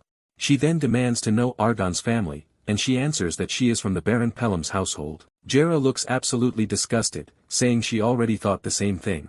This leaves Argon shattered with tears in her eyes. Jara then throws the question to the class again, but no one is ready to suffer the same fate as Argon. Suddenly she points to a student, Ipel, startling him. He nervously stands up, and since he doesn't know the answer, he just goes with mana quantity being the most important. Ipel says there is a chance that in large-scale battles, total mana would have a bigger impact. Asta agrees with him to some extent, saying there are instances where quantity can outweigh quality. Basically the two are vital, but it depends on the variable on which they are operating. Just as Argon, Jara is disappointed in the answer that she got, and she gives Ipel the same treatment that Argon got. Jara is not ready to give up until he gets a suitable answer, and she continues calling on the students one after the other.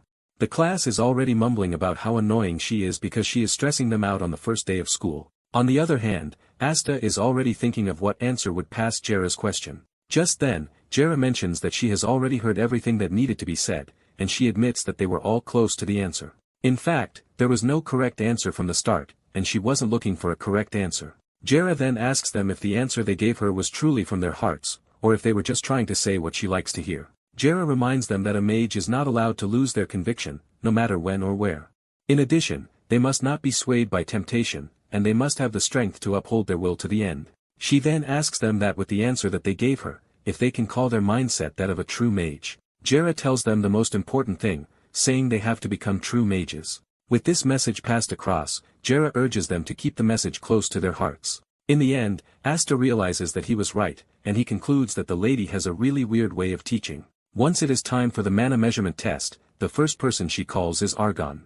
Jara shocks her when she says she is going to be the class representative. Jara admits that her earlier answer was impressive, and since she is the rep, she will be the one to record the measurement. Asta is shocked to see this, and he figures out how Jara teaches her students. Staying true to himself, Asta was totally impressed. The students are surprised to see the equipment, which is said to be really hard to come by. Jara knows that most of them haven't seen one before, and she smiles evilly, saying it is time to know their mana levels. The entire purpose of the test is to find out if there is a monster among them. Jara explains that it is pretty simple to use the device. To show the entire class how it works, she tells Argon to place her hand on the crystal orb and channel her mana into it. Argon walks up to the ball and does as told, and the device lights up really brightly. This blows her mind, and Jara points to the main indicator out of all the indicators that are present there. She says the quality of mana ranges from 1 to 10, and Argon's level is 4, which makes her an impressive young lady. Apparently, last year's freshman averaged 3 on the indicator. Argon blushes hard when she hears this, and she thanks Jara for the compliment. After this, Jara says the next thing to measure is the amount of mana, and she is required to just pour her mana into the device. For her mana quantity, she stops at 17. Surprisingly, Jara says this is also an impressive score because the last freshman stopped at 15. Jara commends her, saying she appears to be a hard-working lady with the crazy score that she has seen. This immediately sets the standard for the rest of the students, who start to pray that they get something good too. Asta, on the other hand, can already see that Argon will grow to become decent. Jara soon takes her leave because she has something she needs to attend to, but she tells her assistant professor to continue with the measurement. The students start stepping out one by one to check out their potential. With the measurement, they all know where they are lacking and where they need to improve. Just then, Chinbi walks up to Asta, urging him to stand up so that they can measure their mana level. Asta agrees to this, but Damian is busy sleeping like a sheep again. Suddenly, a student named Faren steps up to measure her mana level, and her score blows everyone's mind. Faren reaches level 6 for quality, while her quantity reaches 20. Asta is surprised that Faren is from the same house as Dahlia, but they have different hair colors, which means that she is from a branch family. The assistant also understands why her scores are impressive because she is from a prestigious family. However, he lets her know that there is still a bit of work to do. Moments later, Damian finally wakes up from his sleep, totally confused about what is happening. Asta initially tells him to go back to sleep, but he changes his mind and tells him that they are undergoing the mana measurement. Damian seems uninterested and asks why they are conducting the experiment in the first place. Asta says he has no idea, but since it takes nothing away from them, they might as well check. Because it is during the class session, Damian gets excited and shouts that he will try measuring his mana too. Asta cannot believe that Damian is seriously rushing in and people are already talking about how young Damian looks. Asta has also gained popularity since he beat up Exter. Among the group, Chunbi is the only unknown dude. Asta is not pleased that he has been tagged as student beater when Damian was even the one excited about the whole thing. Damian reaches the stage and the teacher urges him on, telling him to try out the device. After confirming what he needs to do, Damian touches the ball and the moment the indicator takes the reading, the entire class is left in shock. No one believes what is happening right in front of them, and even Faren almost breaks her neck while staring at the board. Damian is basically in the category of those who are called monsters. He has a mana quality of level 9, while his mana quantity is 67. Out of everyone in the room, Asta is the only one who is not surprised one bit. Asta understands that everyone freezes in the presence of greatness. Asta is aware that Damian is a genius, but he never expected him to entirely trash the high scores. Damian, as usual, doesn't even know the implications of what he just did, and he starts asking if his score is considered high. Asta finally realizes how Damian became a monster. However, he's pretty sure that Damian would have been a better person who could have changed the world if he had followed the good path. This time around, he is there to nurture him and make sure that he takes the right path. This is because the Blander family is the only one that can rival Declan. Asta plans to make Damian transcend beyond a level he thought impossible. The teacher then urged Damian not to allow the score to get to his head because he still needs to work hard. Damian assures the dude that he is aware of this. Damian rushes over to Asta, asking him if he has measured his, but he says no. Damian urges him to measure his, and Asta knows that the students will be waiting already to compare him to Damian. Since he has no choice, he walks up to the ball, and he decides to keep things low-key to make sure there is no attention to himself. Asta touches the ball after adjusting the mana the way he wants, but he soon realizes that the ball is set so low, which means his small mana has done something crazy. The system initially reads 10 for Asta, but the machine suddenly goes off, displaying an error message because the threshold was crossed. Damian celebrates in excitement, but Asta quickly tells the teacher that they might need to rerun the test because the machine malfunctioned. Damian is the only one who knows that Asta is just trying to be moderate. The teacher then resets the machine, and this time, Asta set his mana so low that it only read 3 for quality and 15 for quantity. The students immediately believe this, just like Asta wanted. Asta is glad that he was able to pull it off. However, Damian is not pleased with what just happened, and he even uses a curse word. At the first department of magic, Jara stands in her office to watch the reconstruction of the second mage hall. Moments later, the assistant teacher, Jervy, shows up with the mana measurement records. Jara checks it out and talks about the scores that catch her eye, and she says Damian is going to need guidance. Suddenly, her eyes come across Asta's score, and she realizes that there was a retest due to an error message. The moment she sees this, she figures out that Asta is not an ordinary kid, and she needs to keep an eye on him. Later on, the trio is seen creating toys with magic, and Chinbi is blown away by how much mana Damian can exert, like it's nothing. Seeing this, Chinbi comes to the conclusion that he is just a small fry in the whole affair of things. Asta sees Chinbi's reaction and immediately understands how he's feeling, but he wishes that Chinbi could just face reality and move forward. After they are done playing, Damian admits that it's been fun, and he is glad that he came to the academy. Asta hears this and heaves a sigh of relief, thankful that Damian is adjusting to life at the academy. Sometime later, Asta finally gets access to the spatial pocket that he procured earlier. Because of his lack of magical sense, he had to use a whole month before he could get access. In that period, he had also absorbed the elixir he got from Blander into mana form. In addition to this, he has gained a considerable amount of knowledge at the academy, too. Now that he is able to open the spatial pocket, he immediately dives in. The first thing he sees is a potion, and after this, he pulls out a cloak, which he believes is useless to him. He finds a defensive artifact also, which he believes is a good pull. In the end, he finds one of Declan's secret grimoires, the Red Flame. This is basically a lesser secret spell derived from the Blue Flame, and it is used by Faren. Apparently, it is a powerful magic that is strong enough to burn through forces. Since he can't immediately learn it, he figures out that it is going to take him some time. Some time later, the students gather for the midterm performance evaluation. Asta is surprised at how many people are present, and Chinbi mentions that all the first years are gathered. Chinbi then tells Asta that the rumor is that their test might revolve around a canyon breakthrough because they heard one of the staff members talking about it. Apparently, the midterm performance evaluation is split into 3 parts. There is the trial corridor, which is a maze-like sewer where one must reach the goal. The second is the canyon breakthrough, where students race to the finish line. The third and last is the simulator, where one duels against a person or a monster. Even though he knows about the 3 tests very well, Asta is not worried, since all he has to do is pass. However, he is worried about Chinbi, who is not capable like him or Damian. The students are still debating what the test will be when a thunderous voice appears on the scene, telling them to keep quiet. It turns out to be Faren, and he introduces himself to the students, telling them that he will be the one to oversee the performance evaluation. In no time, Faren lets the students know that their test is going to be the trial corridor. Chinbi almost pisses his pants when he hears this, because the little plan he has in his head is already cooked. Faren then tells the students to line up their classes while he explains the rule to them. He lets them know that the trial corridor is a maze-like sewer, and they are expected to pass through it to reach the final gate. Basically, the paths all lead to the end, no matter which one they take. Chinbi smiles when he hears this, believing that the test is going to be a piece of cake. Just then, Faren mentions that what he just mentioned is basic and would make the test meaningless. It turns out that Faren has something else cooked up, and he unveils the golems he has stored up.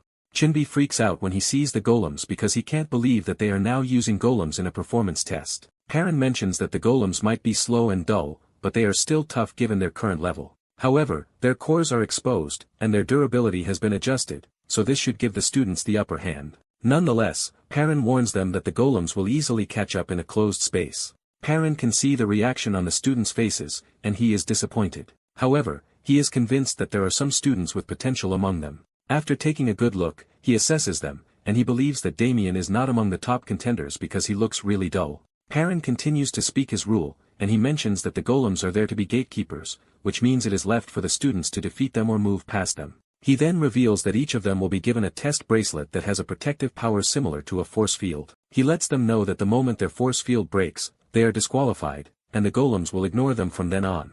After he has laid down the rules, Faren realizes that the students are still unmotivated, and he decides to add an incentive. He tells them to impress him in whatever way they can, and he promises to give the winner a personal reward, which they will definitely adore. The moment Asta hears this, he gets fired up because he wants whatever Faren is offering. In a quick revelation, it appears that Rapidor is the largest library on the eastern continent, and the library is divided into 3 tiers, upper, middle, and lower. Given Asta's status, he is only able to access the lower tier, and when he went there to look for clues, he couldn't find any trace of what he went there for in the lower tier. With this in mind, Asta figures out that he has to gain access to the middle of the upper tier if he wants to find what he is looking for. However, these 2 tiers are restricted to royalty, archnobles, and distinguished houses. Apparently, there is another way to gain access, and this recommendation from 3 or more professors. With this in mind, Asta figures out that he has to impress Faren. After Faren is done laying out the rules, he tells them that he is going to give them a short prep time to collect supplies from the professors to help them during their test. The students immediately rush over to the assistants demanding to obtain several high-level items to help them during the test. However, most of their requests are denied because they are not allowed to take in anything that will give them an edge. While the students are all shouting and panicking about what to get, Damian simply requests 20 vine seeds. The assistant professor is surprised that Damian is asking for vine seeds contrary to his primary element, but Damian replies that he doesn't have a primary element, which means he can still use plant magic. Asta is surprised when he sees this because he doesn't believe that the nonchalant Damian is also making preparations. At the same time, Asta is eager to see if Chinbi will finally break out of his shell. Once they are done with preparations, Faren tells them that he is going to assign starting locations and they are to check their names to know their assigned starting point. Asta then checks where he falls under and he realizes that he has been assigned to starting point 3. He looks around to see that the other 2 are assigned to different starting points.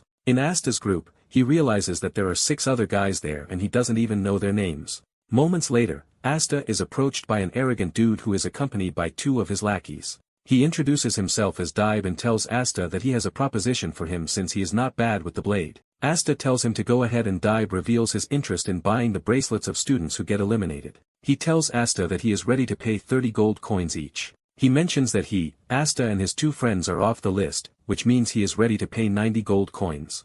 When Asta hears this, he is surprised because 30 gold coins are about a peasant family's monthly income. Daib expects Asta to jump at the offer since he is from a poor background. At the same time, Daib's goal is to protect himself and Asta agrees with this. Even though it might look like cowardice to some, it is basically an art of making the best of what one has.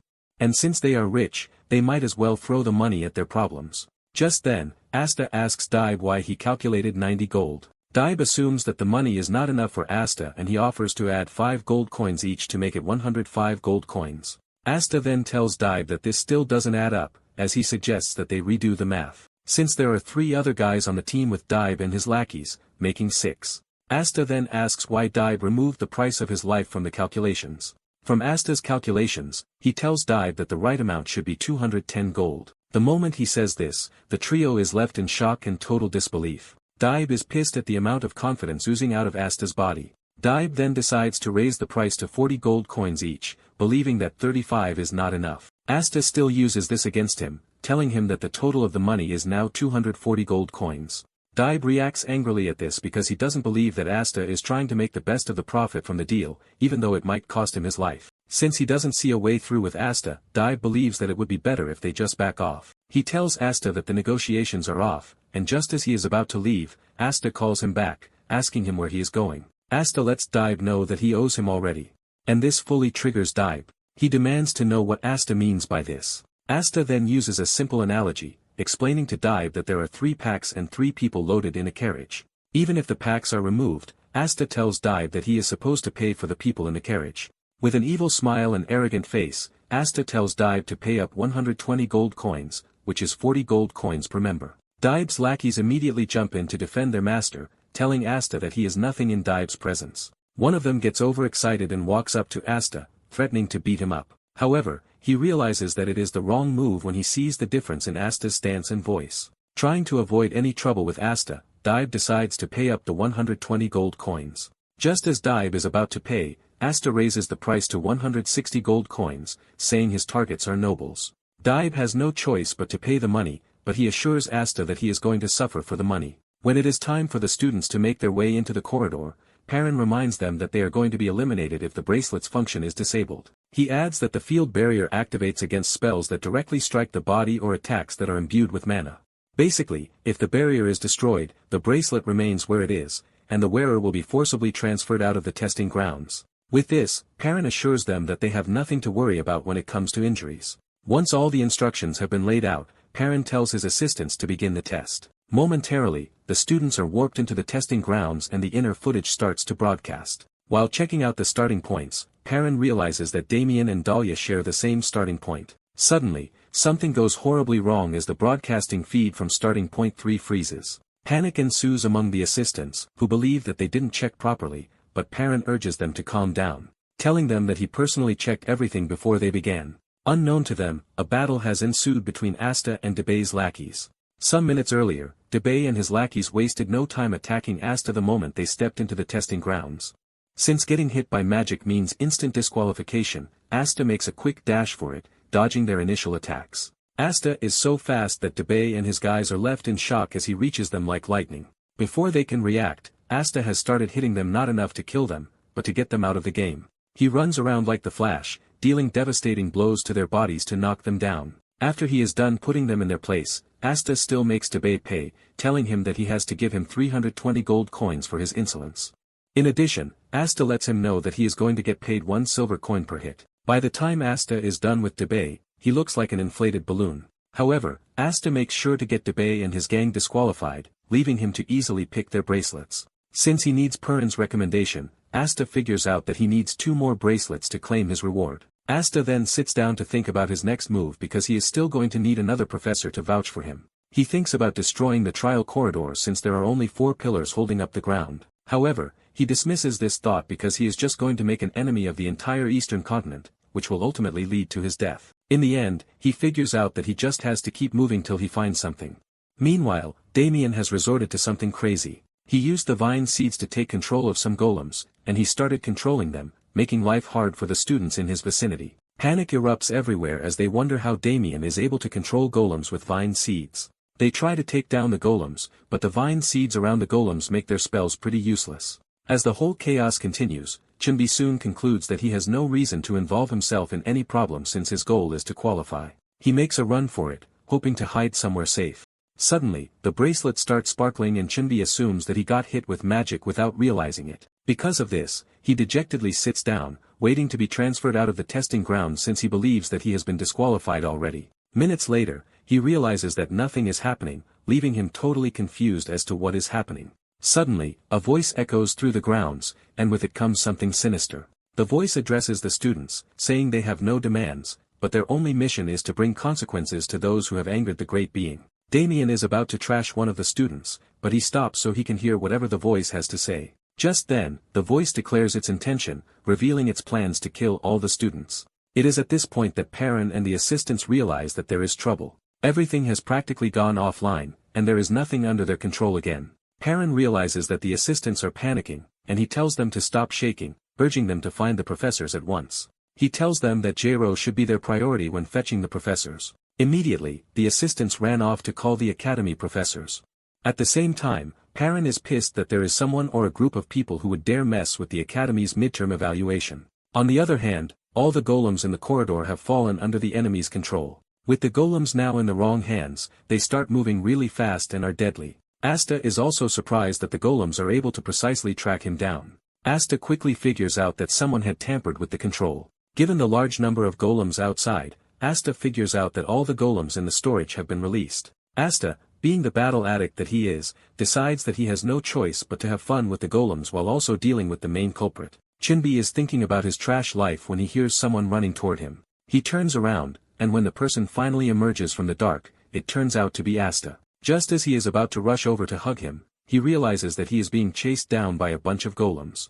Asta easily catches up to Chinbi, and he tells him to make a run for it. Seconds into the chase, Asta can clearly see that Chinbi doesn't have the stamina to outrun the golems, and he would just get caught in no time. Asta then decides to switch to plan B, and he tells Chinbi to hand over his bracelet. Chinbi is confused when he hears this, and Asta explains to him that the golems are targeting the bracelets because they are linked to the control system, which basically makes it an alarm bell. With this explanation, Chinbi hands over his bracelet, but he asks Asta what his plan is. Asta tells Chinbi that he will buy time for you to run so you can find Damian. Asta reminds Chinbi that he has a family, so it is logical that he should be the one to survive. The moment Asta says this, Chinbi remembers his father's words, telling him to focus on his magic. Basically, everyone in the family has been encouraging him since he was young. Chinbi finally summons the courage to leave Asta behind, but he urges him to make it out alive.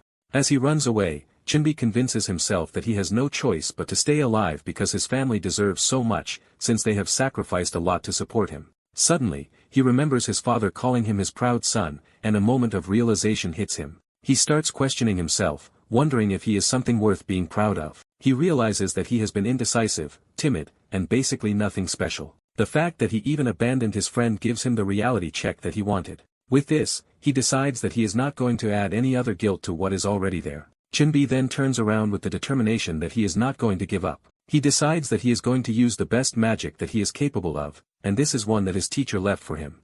As he cooks up the spell, he prays that it works. It turns out that the spell is known as the Spear of Earth, which has a nice ring to it. Basically, the spell is designed to pierce anything, since it is like a cavalry lance. Asta is still dealing with the golems when he hears Chinbi calling out to him. Asta turns around to see Chinbi bleeding in the nose while cooking up the powerful spell. Thanks to the late warning, Asta is able to dodge the destructive spell that destroys anything and everything in its path. When the dust settles, the spell has left a long crater in the ground, and thanks to how powerful the spell is, Chinbi starts coughing up blood. Chinbi crashes to the ground, but Asta grabs him before he reaches the ground. Exhausted, Chinbi talks about how his master came to name the spell. He talks about how grand the spell is, but Asta disagrees, telling him that the caster is the one who proves how powerful the spell can be.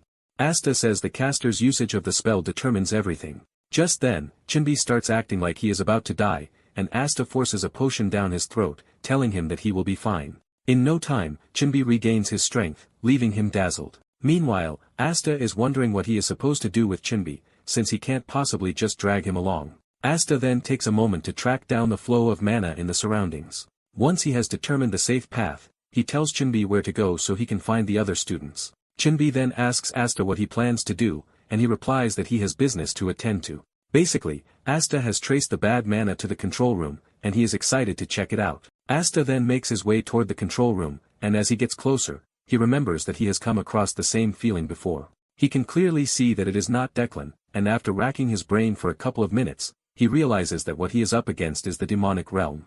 Everything immediately starts coming back to him because he can clearly remember the demonic energy emanating from the demonic realm. Asta's expression immediately switches to his psycho personality, as he remembers that one peculiar dude, Frizzen, is behind it all. Meanwhile, inside the control room, Frizzen is ecstatic that his little experiment is working because the demonic beasts have manifested already, and everything is functioning the way it should. Basically, everything went well thanks to the ancient artifact he is wearing on his hands. Thanks to the spatial severing function of the artifact, Frizzen was able to access the demon realm without casualty and even seize complete control of the control room. Frizzen is celebrating his success when his counterpart standing behind him questions his methods, asking him if he really went ahead with something that he wasn't sure of. Frizzen then tells the dude that just by creating the demonic energy, he has been able to fulfill the contract between them. The dude finally appears from the dark, and he has a mask covering his mouth. He lets Frizzen know that he is free to do whatever he wants as long as it works for him. Basically, all he wants is for a certain professor to be disgraced. Frizzen then bows his head to the dude, addressing him as the Great Hound of House Weimar. The Hound replies, telling Frizzen not to utter his family's name with his trash mouth. Deep down, Frizzen is pissed that he has to bow to someone like the Hound because his family is just a vassal family under Declan. Basically, Frizzen is doing all these so that Weimar can give him a place for his experiments, and because of this, he concludes that he is going to endure whatever dishonor the Hound throws at him. In addition to this, he and his group have been able to finally form a forbidden magic sect called Salvatium. Just then, the The Hound asks Frizzen how long he needs to take total control of the core because a student is approaching. Instead of being scared, Frizzen is excited that he has finally gotten his hands on his first test subject. Apparently, he is eager to see what will happen when someone is exposed to a high concentration of demonic energy. From common knowledge, they are supposed to die, but Frizzen says the ancient texts say something different. Apparently, it works differently on those with mana or ether, ultimately creating a human beast. Meanwhile, Asta is stuck in the middle. He can't go back because there are golems behind him and in front of him are demonic beasts. Since he is stuck in a dilemma, Asta decides to move forward. Frizzen is still smiling until he suddenly realizes something off about Asta. Asta smirks while telling Frizzen that he is coming for him. Frizzen's smile fades away instantly and the Hound asks him if he has seen Asta before. Frizzen replies that he hasn't, demanding to know who he is. Frizzen is left shaking as he wonders how Asta knows his name. Suddenly he sees Asta pulling out bracelets that he had collected. With blinding speed, Asta dashes toward the demonic beasts and he slaps the bracelets onto their bodies. This basically pits the demonic beasts against the golems, leaving an easy path for them to destroy themselves, while Asta does nothing. Frizzen holds his head in frustration as he screams out, watching his creatures tear each other apart. However, Frizzen soon realizes that he has a bigger fish to deal with when he sees Asta dashing through the barrier just to reach the control room. Before the Hound can even react, Asta has reached the room and he tells Frizzen that it's been so long he has wanted to see him. Meanwhile, Chinbi and Damian have reunited and Chinbi almost pisses his pants when he sees what Damian has done to the golems. There are other students with Damian too, and Dahlia asks Chinbi how he made it to them. This is when it dawns on Chinbi that the bracelets need to be discarded because the golems are tracking them. Chinbi tells the students this, but they don't believe him, as they conclude that he is there to steal their bracelets. Chinbi is shocked to hear this, and he reminds the others that with the way things have been, no one really cares about some damn bracelets. Chinbi explains that the bracelets are connected to the control room, which is why they act like a bell. One of them then asks Chinbi if he was the one who figured this out, but Chinbi replies that it was Asta.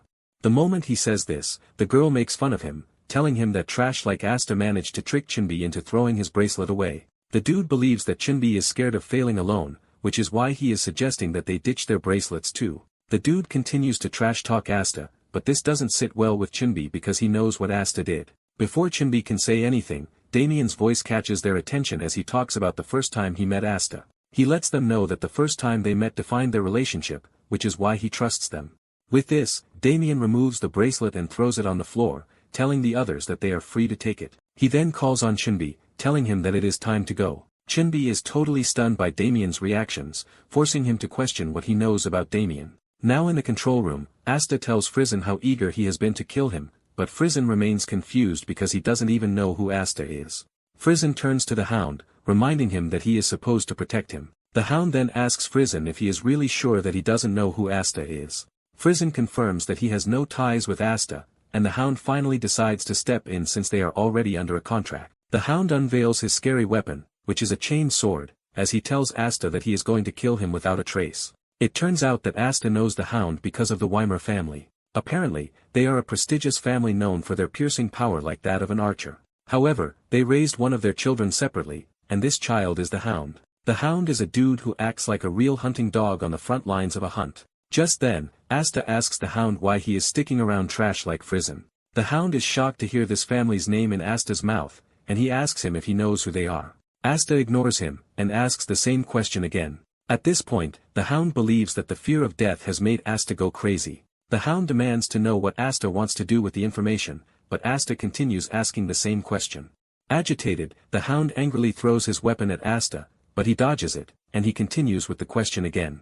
Meanwhile, Asta is moving closer, but the Hound believes he can get him before he reaches him. He plans to use the retrieval spell on his weapon to catch Asta off guard, but to his utmost surprise, Asta catches the weapon just as he is about to reach him. Now face to face with the Hound, Asta tells him that he has raised dogs before, and they get agitated when a sound is repeated. The Hound is pissed when he hears this, because he can't believe that Asta is comparing him to a dog. However, Asta lets him know that he is telling him exactly what he is. Before the Hound knows what is happening, Asta has struck him with his own weapon. Fear grips Frizzen when he sees this, and he screams at the Hound, reminding him that he can't lose to some unknown brat. However, the Hound is already under Asta's thumb. Before he can make any more moves, Asta delivers a body-shattering punch to finish him off, leaving Frizzen in shock. Once he is done with the Hound, Asta turns to Frizzen to make fun of him, asking him if he is still hiding behind someone else, just like he usually does. Frizzen is pissed, and he whips out a demonic device, but before he gets the chance to activate it, Asta relieves him of his hand. Frizzen screams in pain as blood gushes out of the severed hand. It is at this point that he knows that he is done for, and he starts screaming at Asta, telling him to stay away. Just then, Frizzen resorts to threats, telling Asta that he won't be able to stop the demonic realm if he kills him.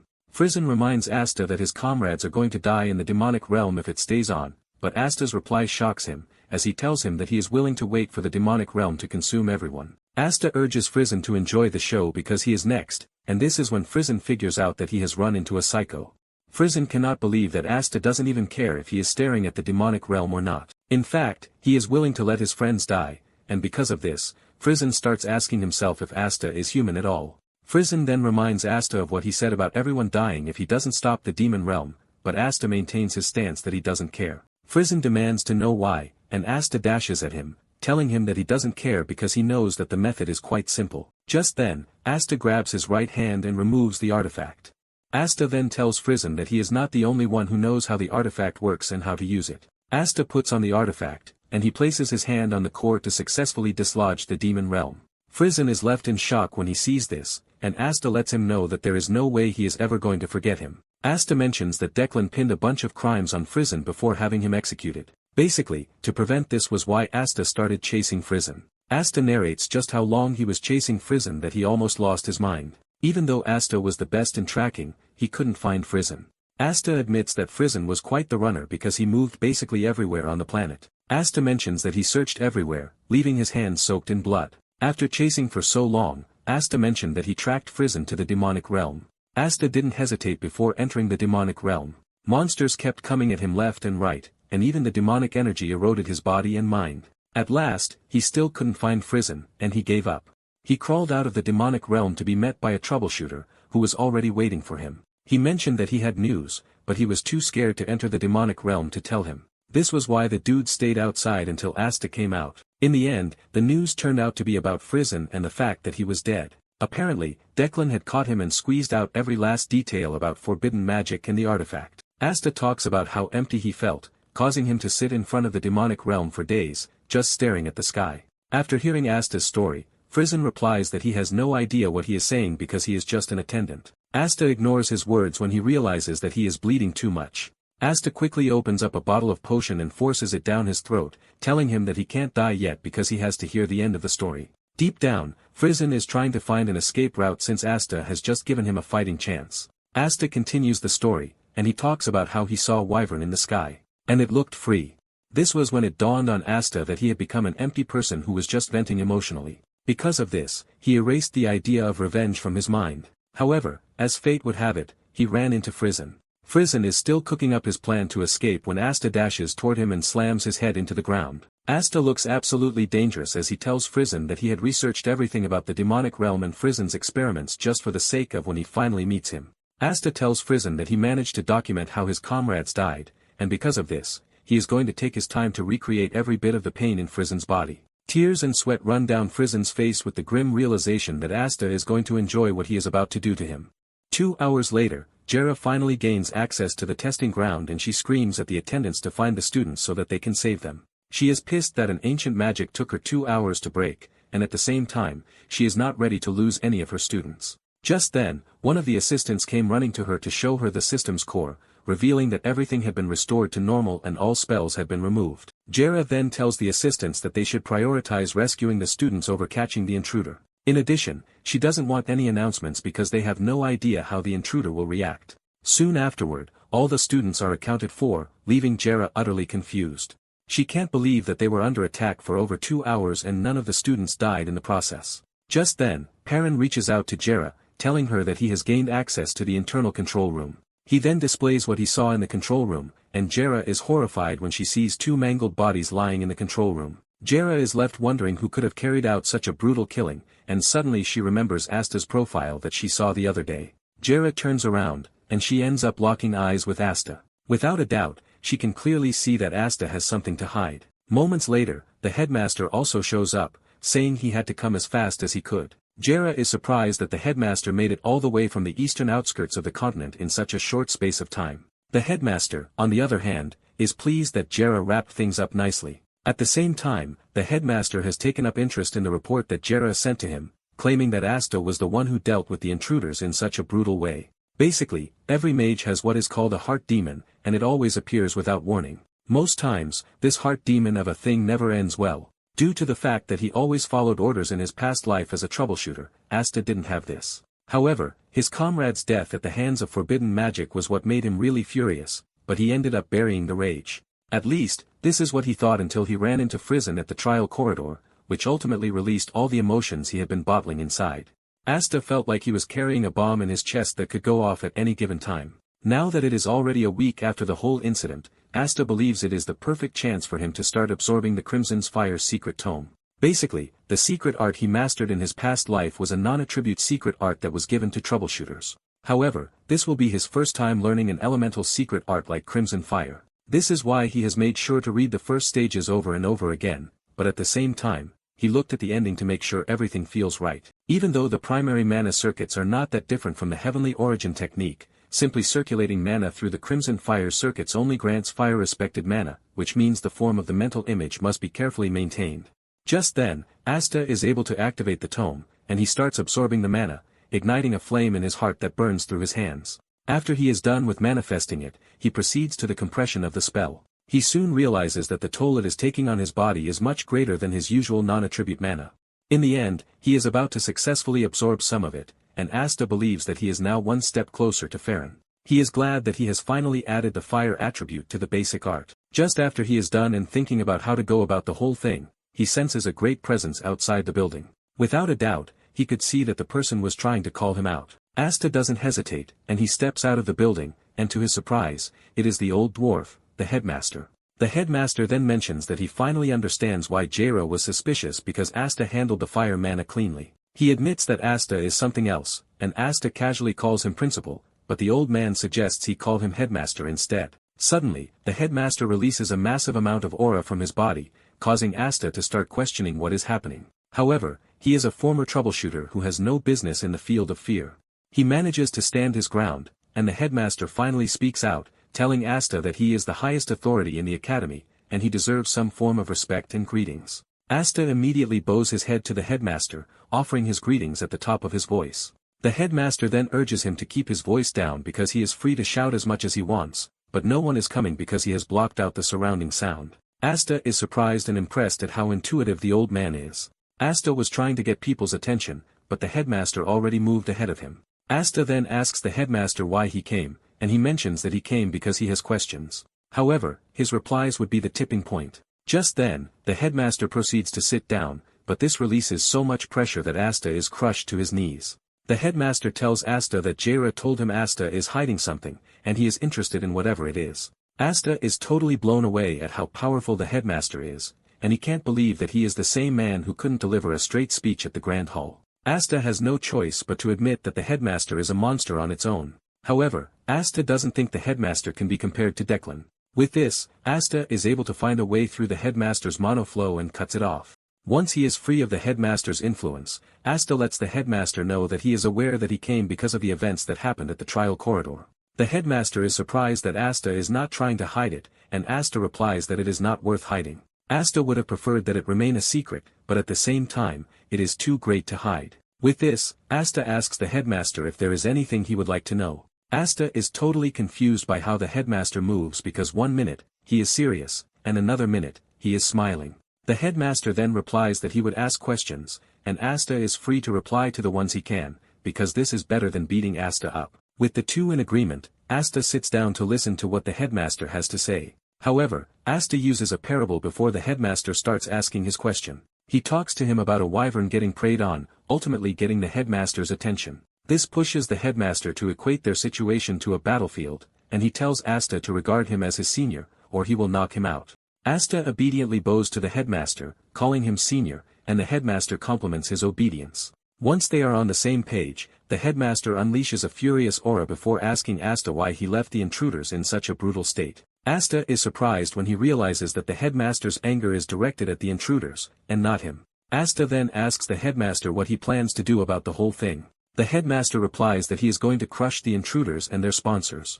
In addition, he assures Asta that the emperor will grant his approval for the whole thing. He also plans to gather his old comrades, and when Asta hears this, he figures out that he is talking about the war mages, or knights, who once fought alongside him. With this, he is pretty sure that they are not ordinary forces. Asta then replies that everything traces back to Declan, but the headmaster sees through Asta's BS.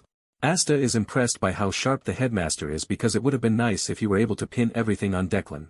Asta finally comes clean, revealing that the culprit is Weimer. The headmaster demands to know if the two are from the Weimer family, but Asta says one of them is Frizzen, a magitech engineer. The headmaster wants to know if Asta has material evidence for this, and Asta teases him, asking if he is supposed to spoon-feed him with everything. The headmaster cannot believe how insolent Asta is. He then asks Asta how he knows about Weimer and Frizzen. Asta then calmly explains everything to the headmaster.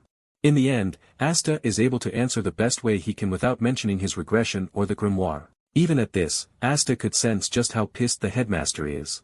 After the headmaster is done venting, he expresses his impression that Asta wants to build a tower. He then tells Asta that he would be willing to fill the entire shelves of the first floor for him. Asta is glad to hear this, and he thanks the headmaster for his cooperation. The headmaster then tells Asta that he is willing to give him the admission ticket if he carries out a favor for him. The moment Asta hears this, he realizes that he might just find himself in a bind. The headmaster can already see that Asta is worried, and he urges Asta to cheer up. He tells him that the favor can wait till later, and he jumps on the artifact that constructs the demonic realm. The headmaster says it might be dangerous, but at the same time, he believes that it is useful in the library Asta wants to build because of its spatial severance ability. Asta cannot argue about this because the artifact is pretty much useful. Since the academy professors found it hard to break through, Asta is convinced that it would be useful in defending the tower. However, he has a problem, and this is the fact that he is not very knowledgeable when it comes to magitech.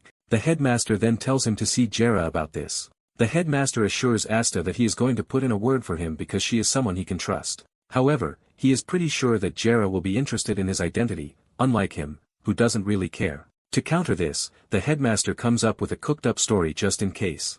The next day, Asta is studying when Damian and Chinbi show up. He is shocked to see how much weight the two have gained in 1 week. Asta is surprised to see that the students have gotten closer to Chinbi and Damian. Chinbi tells Asta that everyone has been grateful to them thanks to the bracelet info he provided at the trial corridor. In fact, they were even given elixirs as gifts, and their parents helped out too. Chinbi thanks Asta for the help, but Asta replies that there is no need to thank him because Chinbi was able to convince the students on his own. Asta tells Chinbi that he was the one who created the change himself. Asta then asks Chinbi what Damian did in the trial corridor. Chinbi replies that Damian was able to bind a golem with plant-type magic and put it to work. Basically, he controlled golems, and he named them Cerberus 1 through 3. Just as Chinbi sits down to have a proper conversation with Asta, Jara shows up, telling Asta to come see her in her office at that very moment. When Asta arrives at the office, Jara asks him if he knows why she summoned him. Asta simply replies that he is pretty sure that she didn't call him for counseling.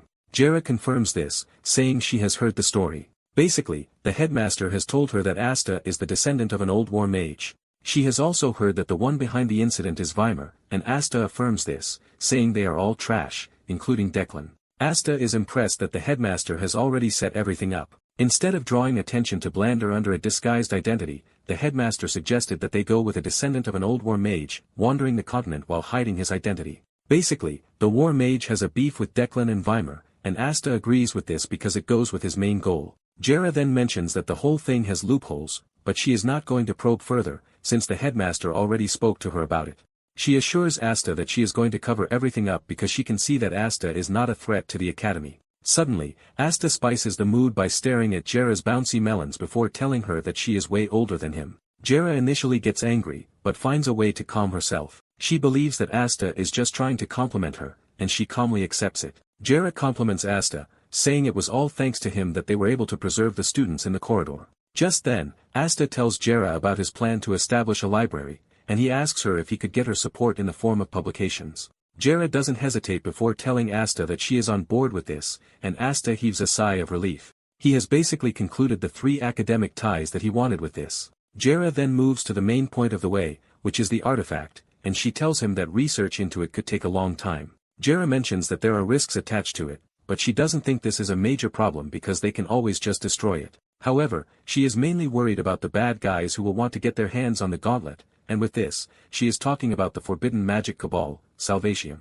Asta is completely oblivious of this cabal, and Jara explains that the cabal is a union of those who have mastered forbidden magic. Basically, they operate differently, but they have one goal, and this is to recreate the demonic realm. She is pretty sure that Frizzen is connected to Salvatium, since he is the first to bring the whole thing to reality. Since Frizzen is dead, Jara warns Asta, telling him that the cabal will come after him in an attempt to recover the artifact. Jara reveals that they are persistent enough to even rival Declan. She tells Asta that there is every possibility that he might die, even though she has no idea how strong he is. When Asta hears this, he gets even more excited instead of being scared because the thought of fighting the Salvatium brings joy to him. He plans to find them and trash them in hell. Jara is surprised to see the type of funny and dangerous expression that is on Asta's face. Just then, Asta pulls out the gauntlet and he hands it over to Jara, telling her to conduct research on it. Jara assures him that she will, and suddenly one of the assistants barges into the room looking all worried. He then reveals that the head of the Declan house, Faren, has just arrived at the academy, leaving a wave of shock coursing through Asta's body. The whole academy immediately goes into full panic mode and the headmaster tells everyone to get their things right. The students are sent back to their dormitories. While security is tightened, the headmaster, Faren, and Jara then wait to welcome Declan to the academy. This is the first time the headmaster will be seeing Declan, who became the head of the family at the age of 30 thanks to his great achievements. However, it is common knowledge that Declan's atrocities grew larger when Declan took over. Nonetheless, the headmaster doesn't want to react to Declan on the basis of this. At the same time, the headmaster is not pleased with the fact that Declan is riding into the academy. While it is customary that no matter how prestigious one is, they need to walk, Declan finally arrives at where the trio is waiting, and he asks them if it is time yet. The headmaster is confused by this, asking Declan what he meant.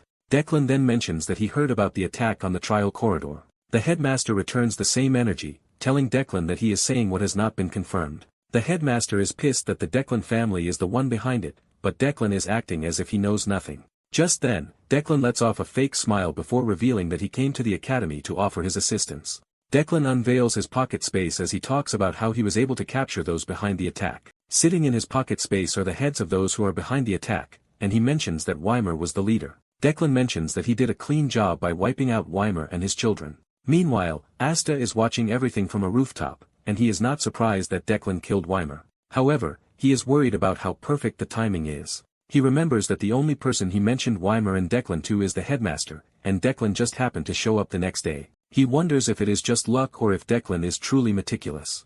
Nonetheless, Asta is relieved that he finally has the chance to get to Declan in his current life, even though he is still way above his level. Some days later, the academy returned to the usual fun life that it always has. However, Faren had done something during his last visit. He mentioned his plan to send a direct descendant of Declan's bloodline as an academy undergraduate. Basically, he is trying to play the hostage card, which is only available to prestigious houses. Just as if he and the Imperial House had planned it, the Imperial House announced the enrollment of the third princess.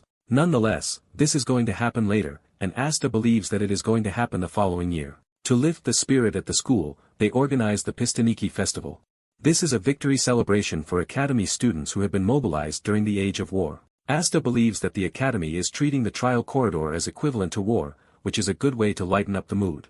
To further make it sweeter, the Academy permitted alcohol, ultimately providing freedom for everyone. Even Damian was interested in drinking alcohol with the mercenaries. Just then, an announcement comes on, telling the students that the award ceremony is about to take place. Those who are interested in attending are told to gather in front of the Sage Hall. Even though Damian is not interested, Asta makes sure to drag him along. Asta is excited to visit the award ceremony because he wants to collect the reward for what he has done. After the headmaster is done with the speech, they proceed to the award presentation. The recipients are urged to come to the stage as they call out their names. The first person on the list is Dahlia, followed by Damian, and then Evelyn. There is also Chimbi and Asta, and as the five walk to the stage, Asta is left questioning exactly what Evelyn did to be given an award. Asta is worried about Evelyn because he doesn't remember anything about her in his previous life too. Nonetheless, Asta concludes that she must have done something worth noting during the trial corridor event, which earned her the award. When it is time to give Asta his award, he is given a top-grade elixir in an expensive box, and it is presented by the headmaster himself. After the award ceremony, Asta and his friends ran around the school and had fun until later that night. The school unleashed a bright fireworks display that caught everyone's attention. Even though Asta considers it a waste of money, he plans to launch one on the day he builds his library. Asta plans to stay at the top of the tower to see the ground. Asta's plan is to hold a festival that will last a whole week, and after this, he will organize the Sage Ascension ceremony. The next morning, the headmaster delivers a message to Asta via his white owl. The headmaster tells Asta to meet him at the usual place, and Asta immediately dives out of the window toward the arranged location. The location is a deserted building that was once used by troubleshooters in the past. This basically makes it the perfect place in the academy for secret talks. Asta steps into the building, and he is surprised that the headmaster has brushed it up to make it look nice. Once they have settled in, Asta asks the old man why he called for him so early in the morning. The old man then reminds him that he owes him a favor. This is when it finally dawns on Asta that he traded a favor for the library pass. The headmaster then reveals that the favor is an easy one. Basically, the headmaster wants Asta to deliver a letter to his friend. Before taking the letter, Asta already knows it is not going to end well. Asta asks the headmaster where he is supposed to go, and he reveals that his destination is the Hammer and Great Forest, where the target has hidden himself. Asta is shocked when he hears this because the Hammer and Great Forest has been preserved since ancient times, and there are loads of monsters and magical materials lying around. Asta cannot believe that the headmaster is telling him to find someone in such a place. The headmaster teases him, saying it is not supposed to be difficult because there are other people living there too. He urges him to check a few base camps and he will definitely find him. Asta is worried about the dangers, and just as he is about to complain, the headmaster cuts in, saying he forgot to tell him that he had already prepared something beforehand.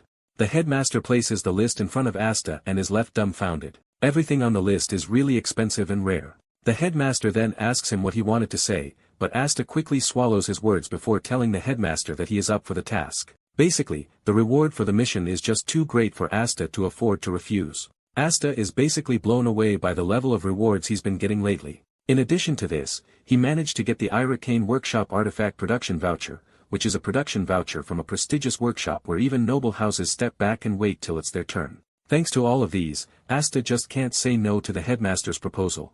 The headmaster then reveals that he had plans to call the target back to the academy, and with the demon realm and Declan's fuss, the headmaster believes it is time he finally receives help from his said comrade. However, the dude claimed he was attending to something personal, which is why the headmaster wants Asta to go over there and help the dude sort out his personal affairs. In the end, Asta managed to squeeze out more compensation for the mission before he finally left the meeting. After the meeting, Asta thinks of his next plan. He had initially thought of increasing his mana capacity using the top-grade elixir, but now that he has 3, he believes that there is no need to be fixated on mana capacity. Since this is the case, he concludes on a technique that was created by referencing the knight's reinforced body, which is achieved through ether. And this technique is known as mana limbs. It is basically a technique that lets someone like Asta surpass the limits of a troubleshooter in his past life. With this in mind, Asta is glad that he is about to finally upgrade the frail body he has. He is ecstatic about the fact that he is a mage, but he is also about to gain knight abilities. Without wasting time, Asta sits down to absorb one of the top-grade elixirs. He follows the same breathing technique, but this time he poured every drop of the top-grade elixir's mana straight into his body. This allows mana to soak into every joint, muscle fiber, and nerve cell. In just a minute of taking it in, Asta's body starts burning up thanks to the firebrand. However, he is able to maintain his focus and move past the first limitation. He continues to move slowly by circulating the mana through his entire body and not the mana circuits. After this, he injects the mana into the muscle fibers, ultimately pushing his body to the extreme. This causes him so much pain that he feels like he is being torn apart. At some point, he thinks of stopping, but he still proceeds further. He pushes to the last strand of energy in his body, but in the end, he is able to succeed in acquiring the mana limbs. In fact, he believes that he has exceeded what he wanted to reach. Even though his durability can't fully support the output, he is pretty confident that his reinforced flesh wouldn't allow him to lose to a knight. He figures out that he is going to be a problem for knights when his body finally reaches the maturity stage. Asta then decides to try out his body's regeneration. He cuts himself and expects the wound to heal back up in like 15 minutes, which is the usual time in his past life. However, to his greatest surprise, the injury closes in no time, ultimately making it a troll-level regeneration. Asta cannot believe that he has somehow gained an unexpected bonus. He figures out that including the healing light tome from Wenji would basically make him invincible, like Damian, the monster of Blander. Just then, he realizes that there is a slight presence of mana in his blood droplet on the floor. He tries to control, and to his surprise, this lets off a bright light, ultimately telling him that his blood reacts to mana. He figures out that the Blander's family healing art will come a long way if he manages to get it right. Apparently, there is a proliferation formula for regenerating flesh and blood in the tome, and Asta starts considering the possibility of talking to Wenji about it. However, he discards the idea because he doesn't want anything to do with the dude. Asta then decides that he is going to talk to Lancey about it, since she will be coming over for a parent consultation very soon. Shortly afterward, Lancey shows up, and she expresses her relief that Asta and Damian are safe. She asks if there is any problem, but Damian assures her that he is doing just fine. Lancey then reveals that Gammo asked her to pass along a message concerning the blander inner lake construction and statue design that Damian proposed the last time. Lancey admits that the proposal was detailed, but Gammo doesn't approve of it. This shocks Damian, who was already excited, but Lancey tells him that there is still a chance. She tells Damian to place within the top 16 overall in the Academy's midterm evaluation, so she can have leverage when talking to Gammo on his behalf. Asta immediately figures out Lancey's game plan the moment she says this. Lancey then tells Damian that there is no need for him to worry because he has Asta and Chinbi to help him out. Lancey then tells the two that they are going to be rewarded bountifully if they are able to help Damian out. Asta realizes that he has been pushed to the wall, but he has no choice but to dance to their tune because he needs the proliferation formula, and Lancey is the way out. With this, Asta assures Lancey that he is going to help. Damian is then asked how well he understands the basics of magic, but he stands there looking like a goat's head as he doesn't even know what the basics are. He is asked if he has any books, and he pulls out his box which is filled with all the books he brought. Chinbi cannot believe his eyes, and he just concludes that they are about to go through hell. Chinbi asks Damian if he submitted the assignments the teacher gave on time, and Damian says yes. Chinbi heaves a sigh of relief because they just dodged a bullet when it comes to that. However, Asta is not even sure if Damian is telling the truth. When Asta checks out Damian's current standing, he realizes that he is doing almost badly in all the subjects except cultural, and he believes that this is thanks to the education he received from his family. The places where he is having issues are classes that are related to magic, and Asta is not entirely sure that he won't hit him while teaching him. They are in the middle of this when Faren shows up, telling them that he overheard their conversation about helping Damian with his studies. Asta asks him why he is coming to them about this, and he reveals that he might be able to help with this. Damian's face immediately brightens up when he hears this. However, Asta is not entirely impressed, and Faren can see that Asta doesn't trust him. He then decides to show them something that would make them do. Faren whips out a sheet, which Asta immediately recognizes. It turns out that it is the completion of the most recent exams given at the Academy, and it also includes all the exams each of the professors gives. Basically, everything from classes M1 to M3 has been summarized into the sheets, and this leaves Chinbi totally blown away. Asta, on the other hand, doesn't essentially like what Faren did at the trial corridor, but with this, he believes that there is a ray of hope at least.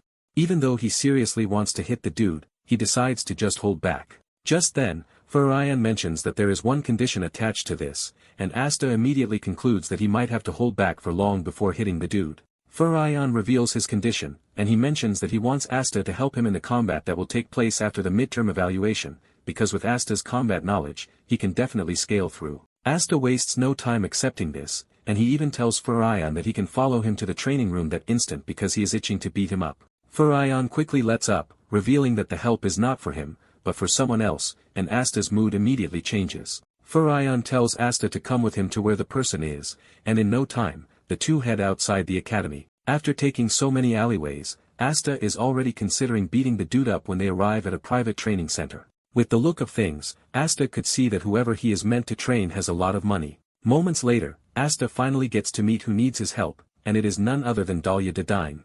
Faren calls Dahlia to the side, asking her if she really has to go for Asta, and Dahlia lets him know that it is Asta or nothing, because she has no interest in using her family's influence. Dahlia begs Asta to help her out, and Asta lets her know that he has an offer.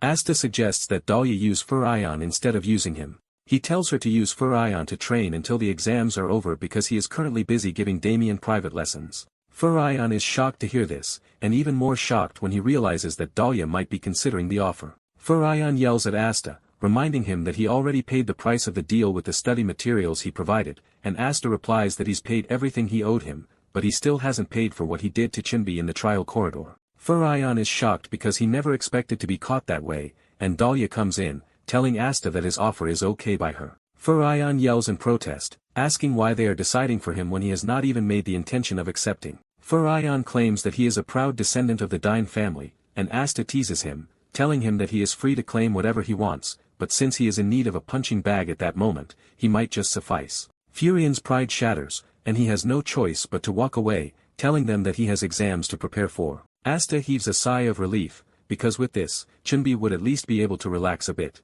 Asta then tells Dahlia that he is going to do what is asked of him, since he has already received the full payment. Asta asks Dahlia if she wants him to train her in person-to-person combat, but she stands there totally overwhelmed. Meanwhile, Evelyn is meeting with one of her associates, and it appears that Evelyn wants him to steal the exam questions for her. She gives him an address to go to where he would meet someone who is an expert at things like this. Back to Asta, he still can't believe that he has to train Dahlia, because in his past life, they would have started beating each other up. Basically, the two had a beef going on among themselves. In fact, Asta would have killed her loads of times if it weren't for the reinforcements, but after she became Dina's chief mage, she and Asta never crossed paths again. However, if he sets aside the grudge, Asta can see that raising Dahlia would be quite profitable at least. At some point, Dahlia suppressed Declan, and this excites Asta, leaving him to wonder if he should move the timeline up a bit. Asta is thankful that he agrees to the deal because, if he doesn't beat Dahlia up at that moment, he might not get the chance again. Asta then asks her what she thinks is the most important thing when it comes to one-on-one combat, and Dahlia says she has no idea, but she wants to learn the movement Asta used when he faced Ixter.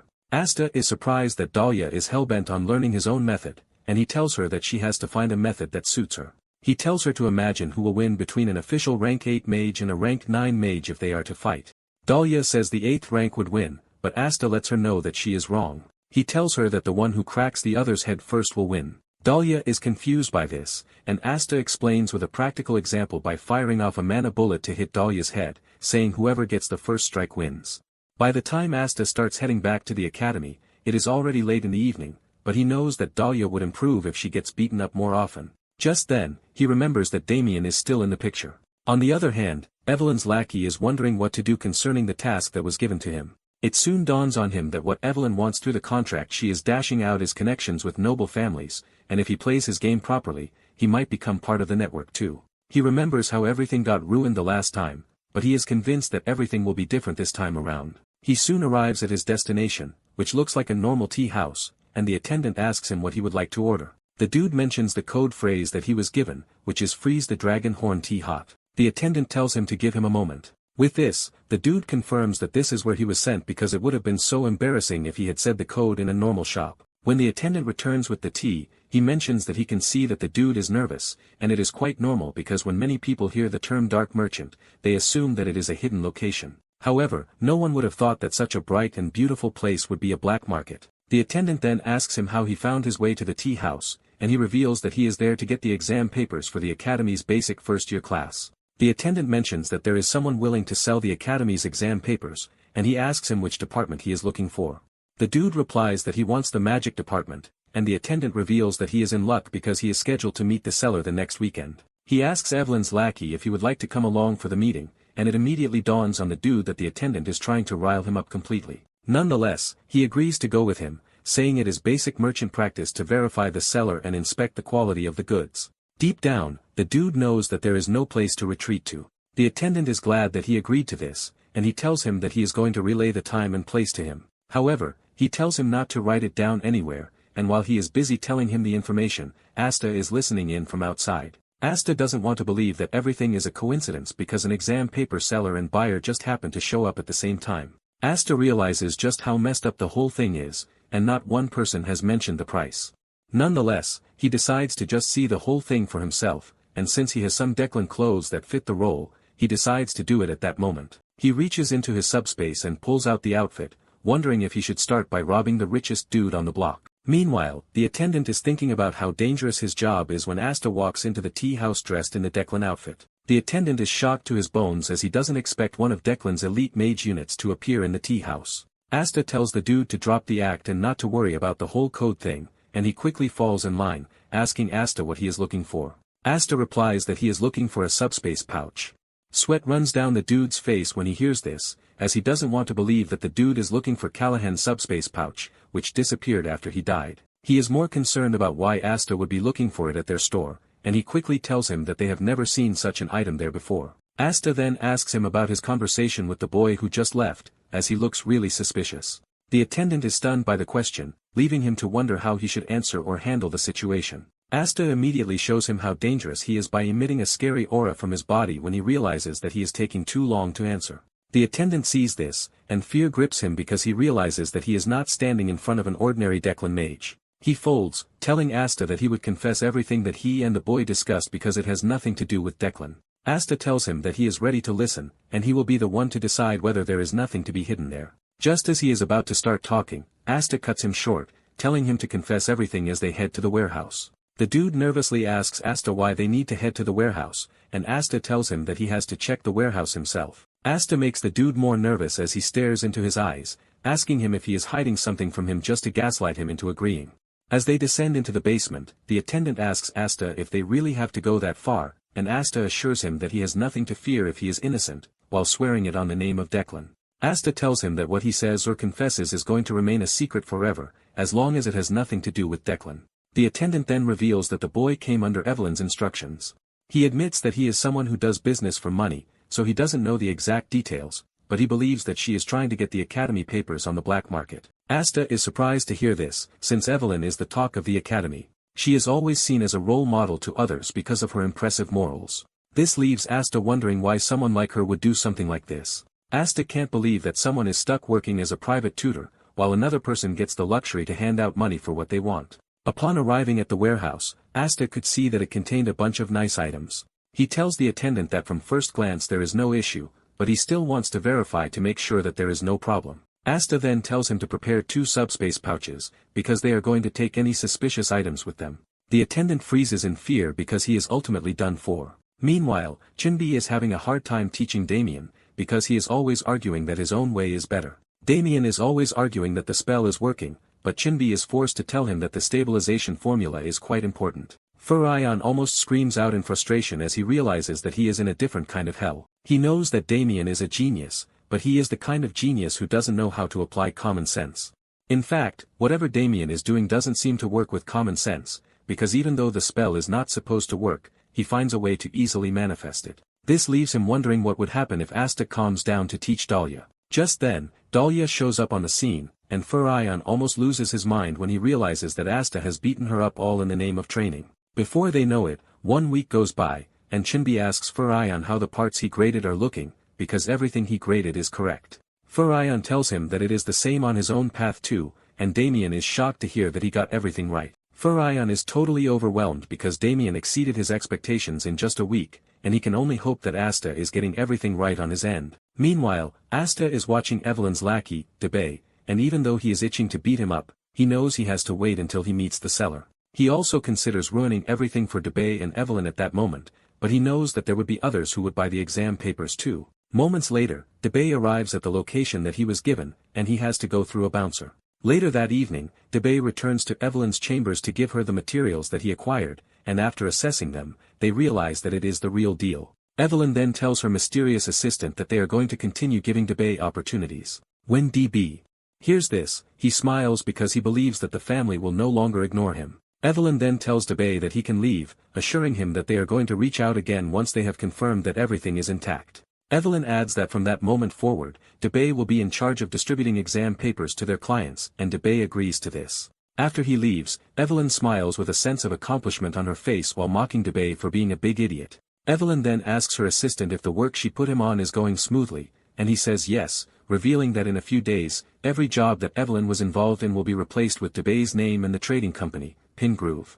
Evelyn tells his assistant to make sure that everything goes smoothly because the only reason they are using Debay is for this. Unknown to them, Asta just heard everything they talked about and he can't believe just how rotten she is. This leaves Asta wondering if there is a way that they can handle it because he has to ruin the whole thing while guiding Evelyn to make sure that she doesn't do something like this again. Even though he recorded the whole thing with a crystal orb, Asta knows it would be a waste to use it right away. Asta is left in a confused state because he is used to smashing things, but he doesn't want to take that route with this current situation. Just then, an idea comes to his mind and this is an idea on how to guide Evelyn down the right path. Asta then reaches for the exam papers and he starts copying everything out to a new sheet. He is impressed by his handwriting and this is because he used to copy handwriting a lot when he was young. Asta didn't expect that he would do it again for something like this, but he is proud of himself for getting it done. After he is done copying it, he lets Evelyn know that she is about to become a good person. On the other hand, Dahlia has finally understood what Asta was trying to teach her about landing the first strike. Soon afterward, the exams come to an end and everyone is left wondering if they wrote the right answers in their answer sheets. A particular student, Damian von Haramar, who is Evelyn's client, is exceptionally pleased with what he wrote in the exam, and he boasts to his peers about how he crushed the exam. Apparently, Damian is the eldest son of Viscount Haramar, and his family controls the kingdom's main grain warehouses. Evelyn is glad that she was able to secure a good partnership with someone who controls the cereal fields because of leaked exam questions. Basically, she has 4 deals just like this one that are running simultaneously, and she concludes that this is a deal of the century. In fact, she is confident that this is how it is going to continue. Suddenly, an examiner enters the hall and tells Damian to follow him because the director is waiting for him. Fear grips Evelyn when she hears this because this can only mean one thing. The next morning, the students gather and the first-year students are ordered to gather in the grand hall for an emergency meeting. The students are confused because the innocent ones don't have an idea of why they are being summoned out of nowhere.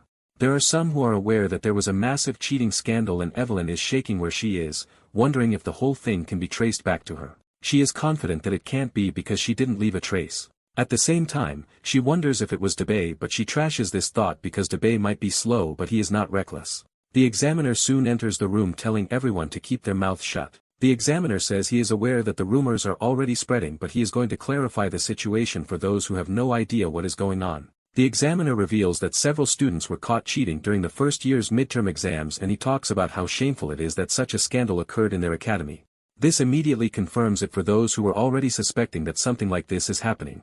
The innocent ones know that the guilty students are done for, and Evelyn is already shitting her trousers in fear. The examiner says the main instigator has been found, and it is Debay who has been expelled alongside his other 4 accomplices. In addition, the academy will also demand full compensation for damages. The examiner then continues by saying it wasn't their faculty who uncovered the plot because it was a student with an unwavering sense of justice who did. The examiner informs them that they are gathered to commend the exemplary courage of the said student, and just then he calls Evelyn's name, telling her to step forward. Evelyn is ultimately shocked when she hears her name and the students start hailing her. She tries telling them that she wasn't the one, but they just believe that she is a modest student. Without giving her a chance to even plead her case, she is pushed to the front as the hero who saved the day. Evelyn is totally confused and her spirit couldn't settle on how wrong everything is. Meanwhile, Asta is in the back clapping for Evelyn while urging her to stay on the right path from that moment forward, since she is known as the champion of lost causes. She is more or less the benevolent judge who corrects the corrupt. 1 week after this, the students are informed that rankings have been posted, and the students rush over to the board to check their results. Damian and his friends are blown away when they find him sitting in the 18th position, as he has exceeded their expectations. Asta maintains his cold stance and he tells Damian to look closely because Damian is ranked 7th, which is higher than him. Just then, an examiner shows up telling them that they posted the wrong result. He goes to the board and he plasters the right test result. This time around Damian moves higher to 16th and he almost goes crazy with happiness.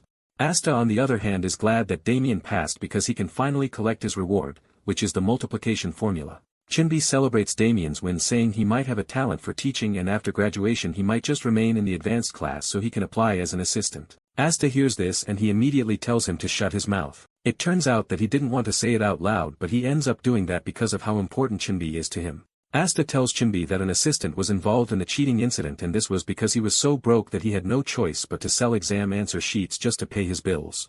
Asta asks him if he has any idea how long it takes for an assistant to become an associate professor, and Chinbi says he heard that it is 3 years to 4 years. Asta asks him who said this and he reveals that it was Faren. Asta then genuinely asks him if he wants to become a professor, and Chinbi replies that it appears to be rewarding in a way. Chinbi asks Asta if he believes that he is not cut out to be a professor, and Asta tells him that there is a way for him if it is his dream to teach. Asta tells him to become an archmage, and this is someone so powerful that no one would dare to challenge him. With a smile on his face, Asta tells him that once he becomes an archmage he can train his students whatever way he wants, just as he did with Damian. This word hits Chinbi deep and Asta can already see that he is thinking about it. This is exactly what Asta wants because he is pushing Chinbi to dream very big. He has seen that after what he did with Damian. Being a mere assistant would be a waste because he is more talented than this. Asta wants Chinbi to become an archmage so he can finally repay him for saving his life. Meanwhile, 2 strange individuals are seen holding a meeting concerning ancient ruins that have just been discovered in the forest of Hamelin, and it appears that it is going to be a big deal. Some days later the trio meets Lancy for their reward, and she lets them know that the multiplication formula they are asking for is not particularly hard. In fact, she assures Asta that she is going to give him a high-tier formula, and Asta is blown away because he wasn't expecting a high-tier formula.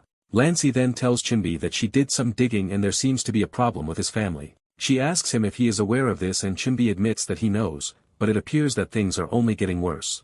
Lancy tells Chinbi that Blander can actually resolve everything for him and they can even provide his family with a better environment. Chinbi doesn't take long before giving his answer, thanking Lancy for the offer, but assures her that he is fine. Lancy tells Chinbi not to think about it in a rude way and Chinbi assures Lancy that he is not thinking about it that way. However, he lets her know that he would like to stay friends with Damian forever and Damian subtly blushes when he hears this.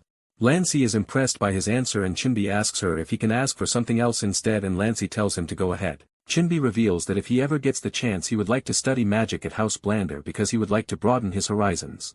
Lancy asks him if this is enough for him and he says yes. When Gamu hears what Chinbi said, she is completely overwhelmed with joy that her son was able to find a reliable friend. She decides to reward Chinbi and they send a letter to Chinbi telling him that from that moment forward, House Blander has become the patron house of Chinbi. Chinbi almost passes out in shock when he reads the letter that was sent to him and he sheds tears of joy. In the end, the midterm evaluation concluded with results that pleased everyone. Soon afterward, Jara informs the students that they will soon engage in interpersonal combat and this applies only to the first-year basic class. All education classes will be fully suspended with every lesson focused on practical combat. However, she lets them know that the training will be left to the students' discretion. She informs them that the preparation classes will proceed as usual, but they are not mandatory. One of the students asks Jara what she means by their own discretion and she reveals that this means that they are free to attend classes or not. In fact, they are allowed to return to their houses to train.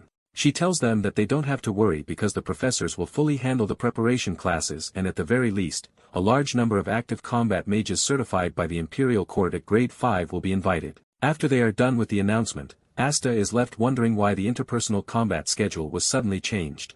He figures out that the professors are hiding something and from the look of things, the decision came from higher up and not from the professors. Later that day, Asta gets a message from the headmaster telling him to meet him by 8 p.m. that day. That night, Asta heads to their usual spot and he is completely shocked to see that everything has changed. In fact, the headmaster has even set up barriers strong enough to hide the abandoned warehouse. Since the headmaster has turned the whole place into a private resort, Asta figures out that he can test the multiplication formula that he just learned. Asta unleashes the ruby and he infuses the formula with it. Surprisingly, the formula works because the rubies drew in ambient mana and perfectly mirrored the original. However, their magical power is still insufficient and he is about to go all out when the headmaster shows up, asking him what he is doing. He is surprised to see the headmaster, but the headmaster is more surprised at the rubies. He asks him if he can use any magic with the rubies and Asta says yes. He shows the headmaster an example, shocking the old dwarf. He expresses his surprise that Asta can store unrefined mana in the rubies and then cast spells with the mana. He yells in curiosity, asking Asta about the range, but changes the question to know where Asta got the rubies from. Asta assures the old man that he will tell him everything, but he wants a favor from him first. Deep down, Asta is seeing the perfect punching bag for his new power. The headmaster confidently tells Asta that no matter how much power he throws around, he won't be able to touch a single hair on his head. Asta doesn't even argue with him and he simply gets down to business by merging the rubies together until they get sufficient mana. At this point, the headmaster realizes what is going on and he starts screaming at Asta, but Asta refuses to back down. Once Asta believes that the skill is ready, he unleashes it on the old dwarf, leaving a big explosion, which Asta still finds underwhelming. When the dust clears off, the headmaster can be seen clearly losing his mind and he screams at Asta, asking him who exactly he is and where he came from. The headmaster admits that he already knew that Asta's mana is pure for his age, but what he just did is beyond anything he understands. Asta replies that he is just a regular, ordinary dude and he asks the headmaster if he thinks he is some great demon that possessed someone. The headmaster replies that Asta's definition of ordinary is far from his own definition and he suggests beating him up to help him fix it. The headmaster admits that the magic is so strange that he can barely grasp the principle behind it. He then asks Asta where the red rubies vanished to and instead of giving him an answer to this, Asta just flicks him off. When the two finally settle down to talk, Asta asks the old man why he summoned him and the old man reveals that it is concerning the great forest. However, before saying anything, he activates the orb on his table so that they can see why he called him. Asta sees what is displayed in the orb and he is left in total shock with fear written all over his face. Talking about the great forest of Hamelin, the forest has remained untouched since ancient times because all sorts of monsters live there. Humans are creatures that adapt and even inside this forest they manage to survive. However, only elite mercenaries can operate within the great forest, but in the image shown to Asta, he sees the mercenaries of the great forest trembling in fear. This is because what they faced is the undead but not just the regular kind of undead. These are a type of undead that move by soul, not memories, which basically means that they are self-born undead.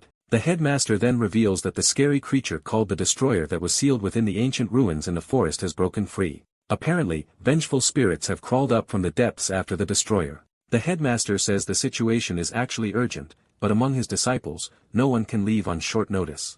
He reveals that they have to set out not later than 2 days from that moment forward. The headmaster asks Asta what he thinks while assuring him that even if he refuses the offer, he is not going to take back the reward he already gave him. He tells him to consider it a gift for the younger generation, which means there are no additional rewards. The headmaster lets him know that everything basically depends on his will because it is not a matter of where material temptation can be used, since lives are at stake.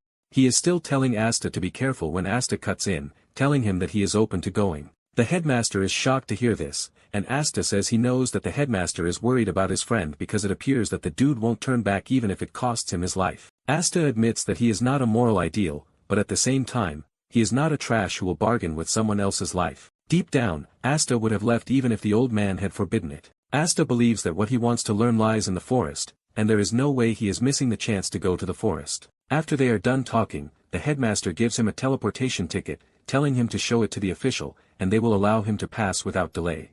He also gives him an artifact cloak with protective magic. Asta teases the old man, telling him that he is already giving him a lot and he might not have anything else with him again.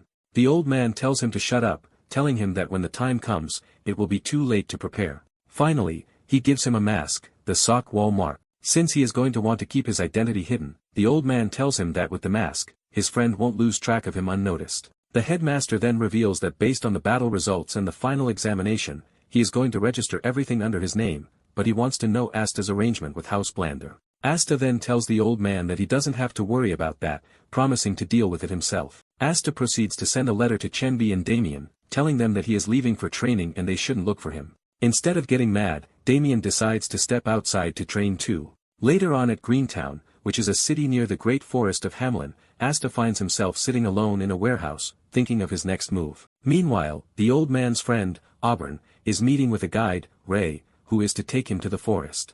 Ray tells Auburn how scared he is to return to the forest and Auburn reminds him of the escort contract between the 4th base camp and Greentown. In addition, Ray has been paid a 4-fold advance for the risk, but he is trying to cancel the contract. Ray teases Auburn, telling him that there is no place he is going to find another guide at that time. Ray plays the emotional card, saying he also wants to live, and it is obvious that monsters could appear at any moment. Deep down, Ray is looking to make as much money as he can from Auburn, because he is not crazy enough to go into the forest and back. He plans to find a way to ditch Auburn and then use the earnings to set himself up in a quiet village. Just then, Asta shows up in the room, but his face is covered with the mask that the old man gave him. The two freak out and ask Asta who he is, but Asta throws the question back at Auburn, asking him to identify himself. Once he does, Asta confirms that he is the headmaster's mentee.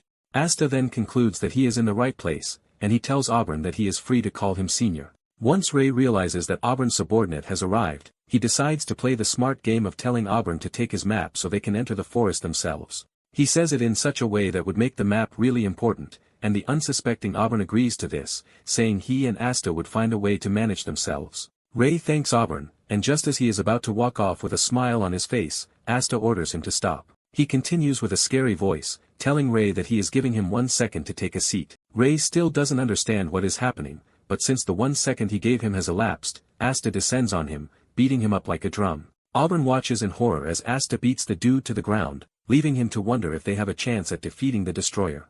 Meanwhile, the two strange men are seen meeting again. This time around, it is at an unusual spot where they are trying to get a seal undone, but things are not going as fast as they thought they would. They are surprised that the beast has not yet woken up, even though its aura has filled the air with death. Since they know that Asta will be going for the monster in the forest, the destroyer, one of them, decides to intercept him, while the other works on the seal. The first dude, Solian, asks his friend, Kellogg, if he would be able to handle Asta, and he boasts about how many mages he has killed, so Asta doesn't even pose a threat to him. Meanwhile, Asta and his party are already heading into the forest, with Ray leading them after being beaten up mercilessly. Auburn is glad that everything is going so well because Asta showed up to rescue the day. Since Asta has his face and body covered, he can't judge how old he is, but because of his height, he believes that they are of the same age. It turns out that the nickname that was given to Asta is the New Moon, and he is someone who easily provides solutions to problems. Just then, Asta asks the guide if he would like to hand over his big backpack so he can help him to store it in his subspace, since it looks pretty heavy. Ray humbly rejects the offer, saying the pack has emergency supplies that he might need in an instant, so it is better that he keep it on him. Asta immediately realizes that Ray has not given up on his quest to rob Auburn, but nonetheless, they are still in the forest. Moments later, Ray senses something coming in their direction, and he tells Auburn to be careful. Just then, they spot orcs on a wolf's back, riding toward them at high speed. Ray freaks out when he sees this because they are nowhere near the second base camp, which is the orcs' territory. Auburn freezes in fear, thinking of what to do, but suddenly, red rubies fill the air, and before unleashing the attack, Asta tells Auburn to put up a shield. The moment the orcs get in range, Asta unleashes his devastating attack, and as the rubies fly toward the orc, they realize that they are done for already. The attack lands, releasing a massive explosion that forces Auburn and Ray to even cover their eyes. By the time the smoke clears off, what is left is pure destruction, and when Ray sees how powerful Asta is, he finally accepts using his subspace because he's finally set his mind to the fact that there is no escape for him. Asta agrees, telling him that he is free to use it. As they continue their journey, they run into jacked goblins that Asta one-shots. Asta is completely shocked at the appearance of the goblins, leaving him to wonder if they changed because of the destroyer. Ray then suggests that he take a closer look, and Asta agrees to this. After a quick observation, Ray says the goblins are from the second base camp, and they are called the Kenti goblins. However, the fact that the goblins are out there means that they are either expanding their territory or something is chasing them. Asta says the obvious choice is that they are being chased, and judging by their claws, which are covered in dust and tree bark, and their feet, which are completely shredded, it all points to the fact that they are running from something. Ray suggests that they take a detour to a safer route because the goblins hunt in packs, and they are at the top of the food chain in that area. Ray knows that whatever scares the goblin is no joke, and he tells Asta that it would be better if they avoid unknown variables if they can. Surprisingly, Asta agrees with him, telling him that unexpected risks are the worst kind, so they are just going to do it his way. With this, Asta confirms that Ray has sharp senses because even with his wide-range sensing, the area is full of interference, but Ray managed to find the optimal route to avoid all of these. Asta has no choice but to admit that Ray is more competent than he thought. He decides to follow Ray's lead in the meantime. Soon afterward, Ray tells the two that they are almost at their destination because once they cross the swamp in front of them, they will reach the first base camp. However, he urges the two to get some rest as he scouts the area before they cross. As they settle down, Asta can sense how nervous Oberyn is, and he doesn't even blame him because the detour they took cost them a day. Oberyn tells Asta that they don't have the time to waste because the monster is definitely coming. He tells Asta that they have to find the destroyer fast and kill it before things get out of control. The dude blames himself for what happened, and instead of offering his sympathy, Asta agrees with him because he doesn't understand why the dude is venting out his frustration to him when he is not his psychiatrist. Suddenly, Ray shows up with fear written all over him, and he tells the two that they have to run because the ruler of the swamp is coming. It turns out that deep inside there, in the forest, there lies a hellish place which is referred to as the depths. The ruler of the swamp is one of the primeval creatures that emerged from there. Apparently, no one knows why the swamp ruler abandoned the depths and made its home in the forest swamplands. Ray complains about how bad it is that the swamp ruler has now shown up after so many years. Asta asks if they can avoid it and cross the wetland some other way because even if the marsh is the king's domain, it is quite big. Ray then replies that there is no chance of this because the moment one touches the water, the monster will pick up their scent, chase them to the ends of the world. Auburn asks Ray how long it is going to take them if they decide to take another route, and Ray says it is not as simple as it is because they are going to need a huge detour. This is why the guides work really hard to secure a direct route through the wetlands. However, if they are to take a detour at this point, Ray reveals that it is going to take them 10 days at least, and on the worst side, it can take a month. Auburn is shocked to hear this but realizes that he has no choice if they are going for safety. Ray asks him if he should prepare the route, but Asta steps in telling him that they are going through the wetlands.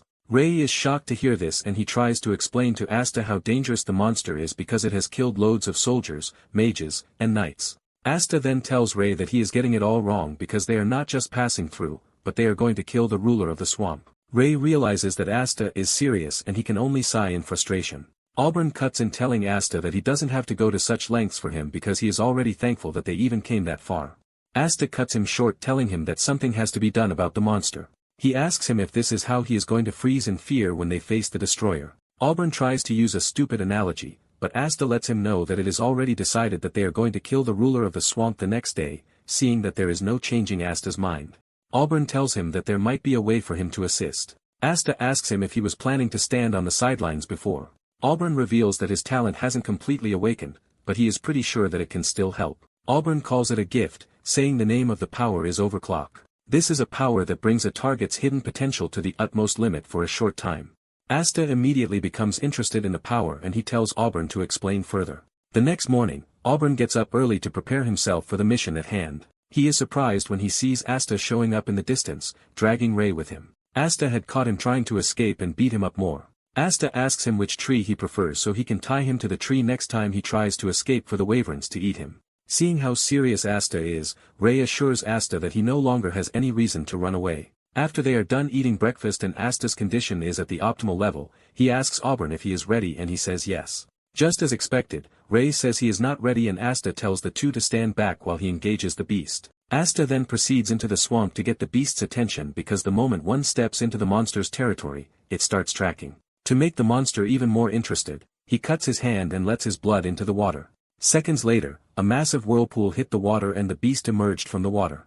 The beast is so giant that it stands so high above Asta and while Auburn and Ray are shaking, Asta remains steadfast. Asta casually turns to Auburn, telling him to go ahead with his own part and Auburn unleashes his skill on Asta to unlock his potential. Asta can feel the power surging through his body and he finally gets the sense of freedom that he has been lacking for a while. The monster tries to attack Asta and it thought it had him, but Asta had already flown into the air to get the height advantage over the monster. Asta thanks the monster because he is about to test his limits because of it. During the explanation of how the overclock power works, Auburn admits that he doesn't fully understand how it works, but it is said that it unlocks potential beyond all limits. However, he lets him know that he has to follow one particular rule. Apparently, overclock lasts for 5 minutes and anything beyond that becomes dangerous, so he has to finish the fight in under 5 minutes. Now that Asta is standing face to face with the monster, he unleashes a bunch of magic circles while concluding that 5 minutes is a whole lot of time for him to have fun with the monster. Asta activates fire magic that sets the monster on fire and it is so intense that the fire starts burning even in the water.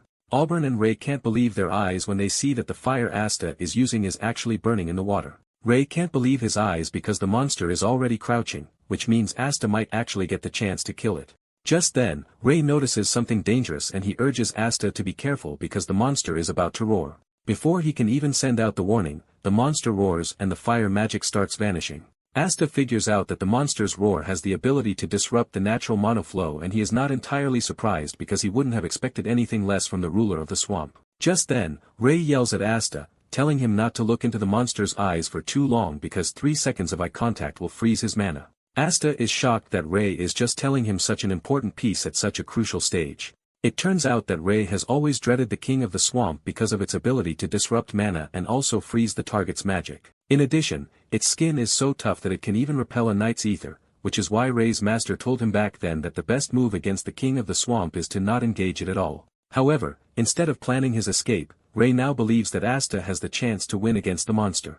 Ray clenches his fist because he wants to believe in the monster. Asta turns to Ray, telling him that they are going to have a brief discussion later, and Ray agrees but suggests that they survive first. Since he can't look at the monster's eyes for more than 3 seconds, Asta decides to take care of that. Asta lunges toward the monster and hits it in the eyes with the rubies, causing it to scream in agony as its vision is disrupted. The monster scratches its eyes in pain, and as it opens them, it spots Asta lunging toward it.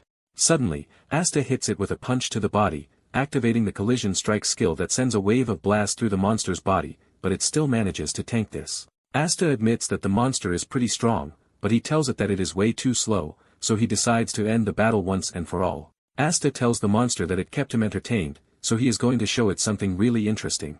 Asta pulls in a bulk load of mana and activates a new skill, which he calls Explosive Annihilation. The monster gets hit, and it appears that everything is normal until it starts to swell from the inside till it explodes. The monster is defeated, and Asta crashes into the water, going unconscious from exhaustion. He is disappointed that a mere monster is still enough to push him to his limits. He wonders what would have happened if he had used this skill against Declan back then. He is pretty sure he would have blocked it, but he definitely wouldn't have escaped unhurt because no matter how sturdy the force field, the vicious explosion would tear it apart, and Asta basically named it Explosive Annihilation because it destroys everything in its path. Meanwhile, the whole thing was witnessed by someone who was spying on Asta. It turns out that the spy is none other than Kellogg. He is surprised that Asta was able to kill the ancient beast that he set up as bait, and this is something that he did by engaging in a brawl and destroying the monster's eyes. Kellogg wonders if Asta is a mage, but he doesn't want to think so because the amount of mana he is using is way too high. At the same time, the monster doesn't look like a martial artist.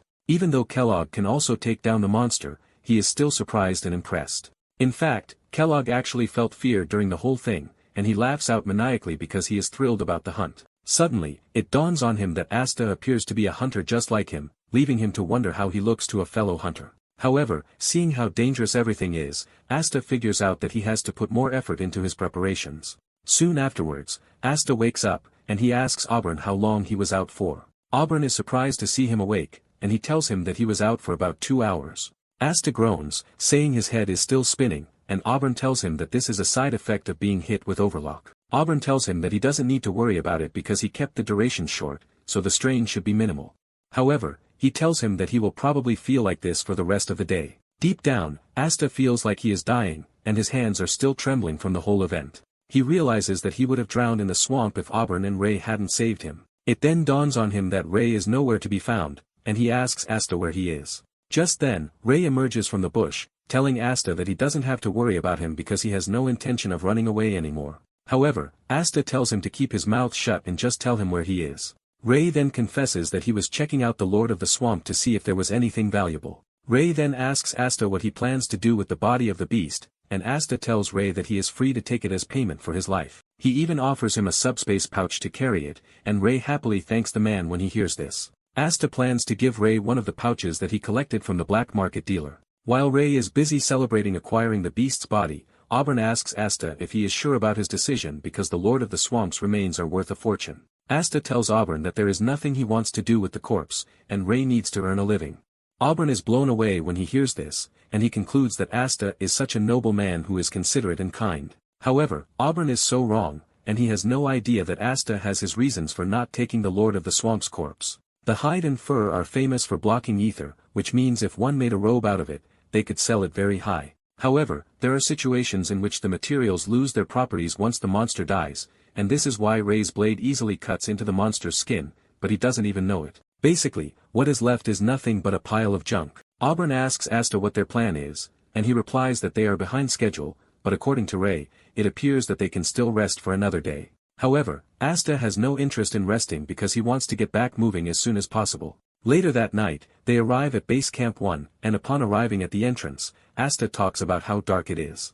Ray reveals that the camp doesn't light fires at night because the light may attract monsters. Ray then suggests that they find the base camp keeper because they need to get their quarters assigned. Asta asks him what he means by base camp keeper, and Ray explains that it is basically the mercenary group that owns the camp. It turns out that they take a cut of the materials from every mercenary who stays there. In simple terms, they are glorified bandits who are lord over the place. Suddenly, a scary voice cuts through the dark, telling Ray that he's gotten bolder to have compared them to bandits. Ray looks up to find the base chief, Fixer, standing on the watchtower, and he freaks out. Even Auburn is intimidated by the man's looks, and it appears that the name of his group is Aviat. Fixer jumps from his post and lands in front of the group. He then stretches his hand to Asta, but Asta doesn't make a move until Fixer tells him that he is trying to say hello by shaking him. Asta finally agrees to shake him, and the two end up unleashing a tiny bit of aura as a show of force. After they are done with their power struggles, Asta asks Fixer why he came out to greet them, and Fixer reveals that he has a proposition.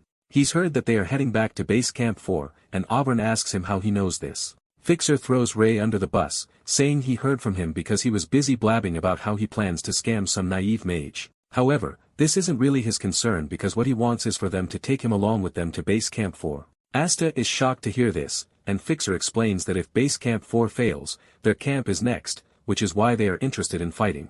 Asta is not entirely against the idea because the more help they have, the better. He is about to agree to this when Auburn cuts in, rejecting the deal, shocking Asta. Even Fixer asks him why he is refusing, and he replies that the area around the 4th base camp has long since become a land of death. Auburn tells him that things have gotten worse than he imagined, and Fixer cuts in with a strong tone, asking Auburn if he is basically saying he can't go because it is a death trap. Auburn confirms this, and Fixer loses it, unleashing his overwhelming aura while calling Auburn an arrogant mage.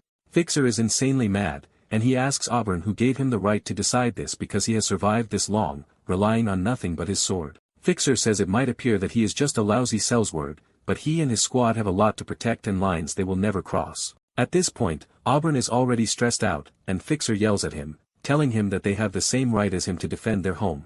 Fixer turns around, telling Auburn that he expected more from him, since he is the headmaster's disciple, but he just disappointed him. He tells Auburn that they are going to find them a spot to sleep, so he can just go ahead and sleep. The whole atmosphere becomes awkward, and Asta heads into the camp to take a shower. After Asta is done taking a shower and his teammates have slept, Asta decides to meet with Fixer in his office. Fixer asks him what he wants, and he replies that he doesn't want anything serious, just that he wants to talk. Fixer berates Asta, calling him a kid, while telling him that he has some nerves on him. Asta then asks him how old he is, and he replies that he would be 50 in the year to come. Asta shocks him, telling him that he was 50 the year before, but Asta doesn't believe this and tells Asta to leave if he knows he is there to talk trash.